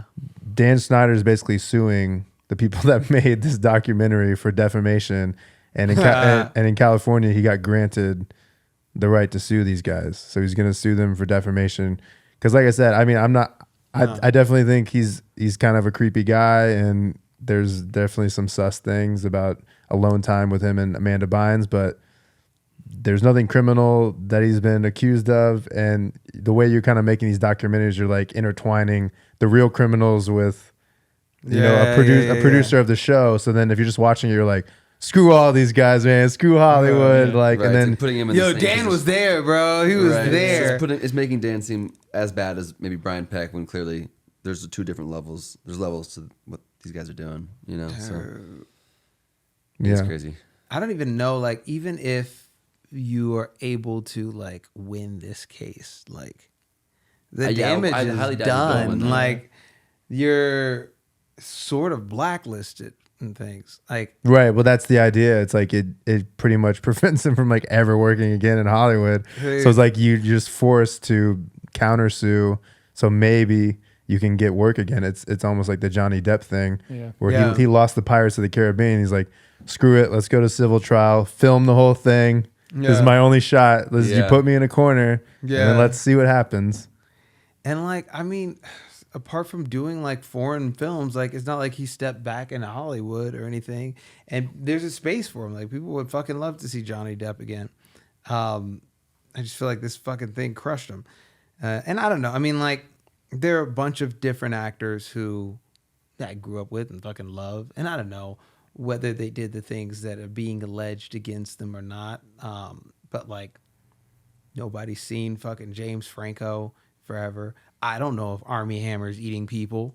But like, Right. I think like Jonathan Majors, he just got like he's his like court case exonerated, dropped. right? Yeah, and like, bro, this shit like takes people out for years, man. That's like the weird, not forever. Isn't Harvey Weinstein getting released or something? And he's Is he? Isn't he like completely exonerated or something? Is he? Bro, but he did that shit, bro. He definitely did all of those things. Google it. Okay, I'll Google it. You That's guys like, keep yo, talking. you didn't know he's out, bro. Oh like, yeah, Diddy's fucking going. right, dude. That guy is done. Maybe not. You know, I don't know. I mean, you would think he would have been done years ago, but like he kept slipping through the cracks, getting. He might slip through the cracks Okay, again, this bro. is what I got, guys. Harvey Weinstein's 2020 rape conviction overturned by New York Appeals Court, That's what happens. and Right that now. is from April 25th. So he has been overturned of that conviction. He's still in jail. But the thing is, how don't know. many like convictions different did he have? convictions, Like, yeah. how many cases of him doing some fucked up shit did he have? And the thing is, like, the crazy part about Weinstein is that, like, everyone's story, like, generally when everyone's story paints the exact same picture, where people were like, yo, like, he just ran into my hotel room and like jerked off in a plant real quick and then ran out. And they're like, oh yeah, that's Harvey. When you put it like that. It was just like, yo, like this motherfucker was just doing shit, bro. And nobody was like, yo, you should probably stop doing Nobody that, said bro. nothing. What the They fuck? should yeah, probably he's- stop doing that, bro. That's why it's like so easy to believe like fucking Diddy or whatever, because like Right. It's just like everybody's the whole story Everyone can't else be around the it was same. like, oh, that's just Diddy being crazy. No, or it's whatever, Diddy, you bro. know? It's Diddy. You And got to tell Diddy no, bro. Yeah, somebody's got to be like, that's not right. What's going on right there? So yeah, I guess Harvey is still in prison, and he got moved to a different prison for a retrial. So they're gonna do a whole retrial. Wow. Oh, well, I guess like if one case is getting thrown out, like it might snowball into the rest. But it's so weird that, I mean, I'm sure Harvey's a creep for sure. Look, But Bill Cosby got off. Yeah, he did. that was He's like out. some technical Did he? I didn't error. realize that. Yeah, dude, he's out, Oh bro. my He's chilling, God, bro. dude. Eating pudding pops right now, man. Just pudding pops. Oh man. Guys. But no, it's like I'm trying to think. Like if R. Kelly gets out, then it's really fucking done, bro. It's really fucking done. Yeah, Yeah, the Bill Cosby thing, he got released in 2018, but it was something to do with when he did his deposition, they told him none of this can be used against you in court. And then during his deposition, he basically just admitted that he was slipping things in women's drinks. And then during the court thing, they were like, We got him. we got you on tape saying you put it in drinks. And he's like, well, I signed a thing saying you wouldn't use that in court, but they used that anyway, put him in jail. And then he appealed it like a few years later and then got out because of that technicality. Oh wow. The system, dude. Dude, I'm telling you, man. Yo, Tricks. Fozzie. See, Never trust them when they say, "Don't worry, we won't use this in court." dude. Oh my god, That's crazy. But it's like, But it's like the Jonathan Majors thing or the Johnny Depp. It's like your career is ruined for 4 years, whether it's true or not. And We'll there's see. no wait for like a conviction or like a trial or I think anything. It's just- if Jonathan Majors has a box office success, they'll forget about it. If he doesn't, then it won't matter. Nobody give a shit. And he'll stay like, he'll just have to maybe slowly climb his way back up again. But I think they're releasing his like, what is it? His Magazine Dreams. They're releasing that in theaters, and like I think if that hits, the industry will. so Forget he about has a new movie that's coming out. he shot this movie like fucking 3 years ago. Oh, or okay. whatever, maybe Wow. 4, and like Disney dropped it. Right. They were just like, yo, like around the time when they dropped him from like, Marvel stuff. yeah, Yeah. it was just like, yo, it was. But like, do you think it really helped him? He's got Megan Good by his side. Just no, for real though. I Cat mean, Williams was saying, if you got I if you mean, got like a well-known, attractive woman that's be like, I stand by him. He's my dude. Like, I think it gotta help a has little helped bit. to sway like black women back to his favor, because like, wait, They're- wasn't they're- the issue with a white girl?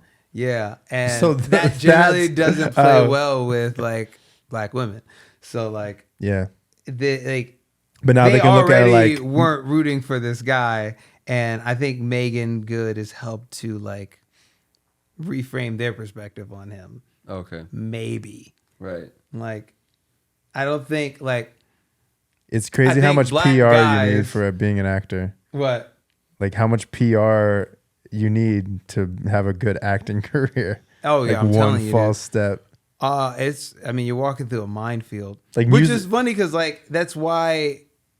Oh, we'll fucking talk about it later. But I like don't want to music, talk about music people is different, specifically. you know. Like you could be R. Kelly, go to jail, and people are like his music still slaps. Bro, though. that shit still slaps. Like, you know, what I I mean? saw him pee on that woman. Like, yeah. that's like, why it's like, yo, he did it, bro. he did it. He did it. He whatever is in that surviving whatever R. Kelly. Like, I don't know if you don't want to get into this, you don't have to. But the MJ stuff, when I look into it, the FBI didn't find anything on this guy, nah, they didn't. and in the way that the media portrays it, because it's all civil cases, people just assume that, well, that proves it. And it's like, wait. The FBI raided his entire house. They went through his entire phones, his computers. They investigated him for like 5 to 10 years. Yeah. They didn't find anything. You're like, you guys should probably lead with that Yeah. instead of leading with, yeah, but we have these stories from people and like he paid him a bunch of money. It's like, Right. well, that doesn't. I'll tell a story to get paid. Yeah. I'll lie about my child to get $10 million. And I think like, well, I don't want to speak on how the film addresses it or anything, but like it is a unique perspective on the entire case and the trial and on the like different allegations that like we haven't seen before. So like, Yeah, that was like the It's first. going I to felt do- like, and the payouts were like huge. they're- There's something weird with like the first like victim, the first guy that got paid out, where like the dad, he was like divorced, and he wasn't really in the kid's life that much, and he was like on recording saying like, oh, we're gonna get this money, we're gonna get this money. Oh wow. yeah. Yeah, That's Dude, wild. and like the yeah. mom who was actually around the kid was like, what are you talking about? Like this didn't happen. And like the divorced dad who wasn't really in the kid's life was like, no, we're getting Wow, this. that's wild. That's crazy. Gotta get this money. Yeah, dude. It's a treacherous world we live Well, you in, definitely have a man. target on your back if you're. King of pop. Yeah. Do It's- you guys feel like? Well, I don't know. Like, do you feel like there's a target on your back as artists? Yeah, Feel like- in different situations, and I think for me, I just had to safeguard myself And then we're not even famous. And that's the funny thing. We're not famous at all. And there's, But you are, People dude. still try to just Yeah. I saw somebody tickling you at your show, bro. I know. Remember that video? I don't even remember. No, somebody trying to tickle me. No, it was like, yo, like, why did I do this or whatever? And you were just like walking around singing, and some girl was like, Well, like I'm in the crowd or something like that, trying to. yeah. Oh my god. It was I'm not like, surprised. what? Yeah. that's at a show. You have to It's expect okay. A that. little tickle's all right. You know. That's so funny. That's hilarious. But no. I'm sorry. I cut you off, man. No, I was just saying, you kind of get into it, be like, oh, we do music, like we can live the rock star lifestyle. Let's just have fun, and we play these shows, and we can get drunk, and we can go to these different places and have an after party. And then you quickly realize like one false step, and it could just completely shift your whole life. And you're just like, that's not worth it. And you have a couple close calls where you're like, damn, I could have had a baby in Canada. Like, screw that. I didn't even know where you were going with that. I thought you was like, yo, Well, there you go. I'm a murderer. Like, Well, no, I mean, we were talking about this the other day where we played this trying show. to trap you, dude. No, it wasn't even that. We played this show with the Yin Yang Twins back in Connecticut, and it was really Wow. it was really early on, and we got a little too drunk. But there was a fan that was crossing over the barricade and trying to get on stage, and the security wasn't doing anything. But he was doing it in like a "fuck you guys" sort of way. Yeah. Like, So you guys drop kicked him, so dude. Matt I gave him didn't a little push. I didn't drop kick him, but I pushed him, and just because I'm like, oh, he's getting on stage and security's not doing anything. I guess we got to just defend ourselves. Yeah. And and you're really young in those moments, and of course the clip goes viral on campus, and everyone's like, "Fuck these guys, cheat codes. That was crazy of them. This guy was doing nothing." And I'm like, This dude, poor he was innocent guy. he was about You to- just wanted to be a part of the party, dude. Yeah, man. it's like, where's the line Things just from get twisted or whatever. you're performing, but a fan's putting you in a dangerous situation, and you need to protect yourself from, I'm trying to put on a show for fans, and they need to feel safe. Yeah. So then it's just like, all right, like overly drinking during shows, just not the move. And this is why artists insulate themselves so much. Like, they have so much security, or they, Dude. they don't let people approach them. It's because they're like, there's a lawsuit waiting to happen, Right. I always wonder because, like, I don't know. I mean, I'm sure this shit affects people. Like, I think about like Ariana Grande, and she had that concert. People got like trampled to death and shit. And Oh, right. like, she just like, I don't know. Or like Travis Scott, right? Travis Scott had people just like That's right. dying in Yeah. the smoke, Ariana thing, I dude. think was an A bombing. attack, right? Yeah. Oh shit! It was an attack. Yeah. Which is Yo, crazy. I forgot yes. about that. But that's got to Wild. be traumatic That's from awful. performing, That's what I'm saying. and you think, oh, I got my team, I got my security, and then you're like, oh, they got past all of that, and I'm never safe. Like, every time I get up on stage, something could happen. Dude. Yeah, That's that's gotta scary. Yeah, mess for you sure. I've up. heard terrible stories. Like my friend Cade was on playing a show with this girl named Christina Grimmie, Yeah. who was killed at the show. It was her show. Cade opened for her. After the show, she's doing a meet and greet, and somebody came in and shot and killed her. Crazy. And So her what was brother, Kate doing? Kate had just left, or was right outside the venue, Damn. and then people started running out, and like they got in the car, they helped fans get in their car, and they drove out.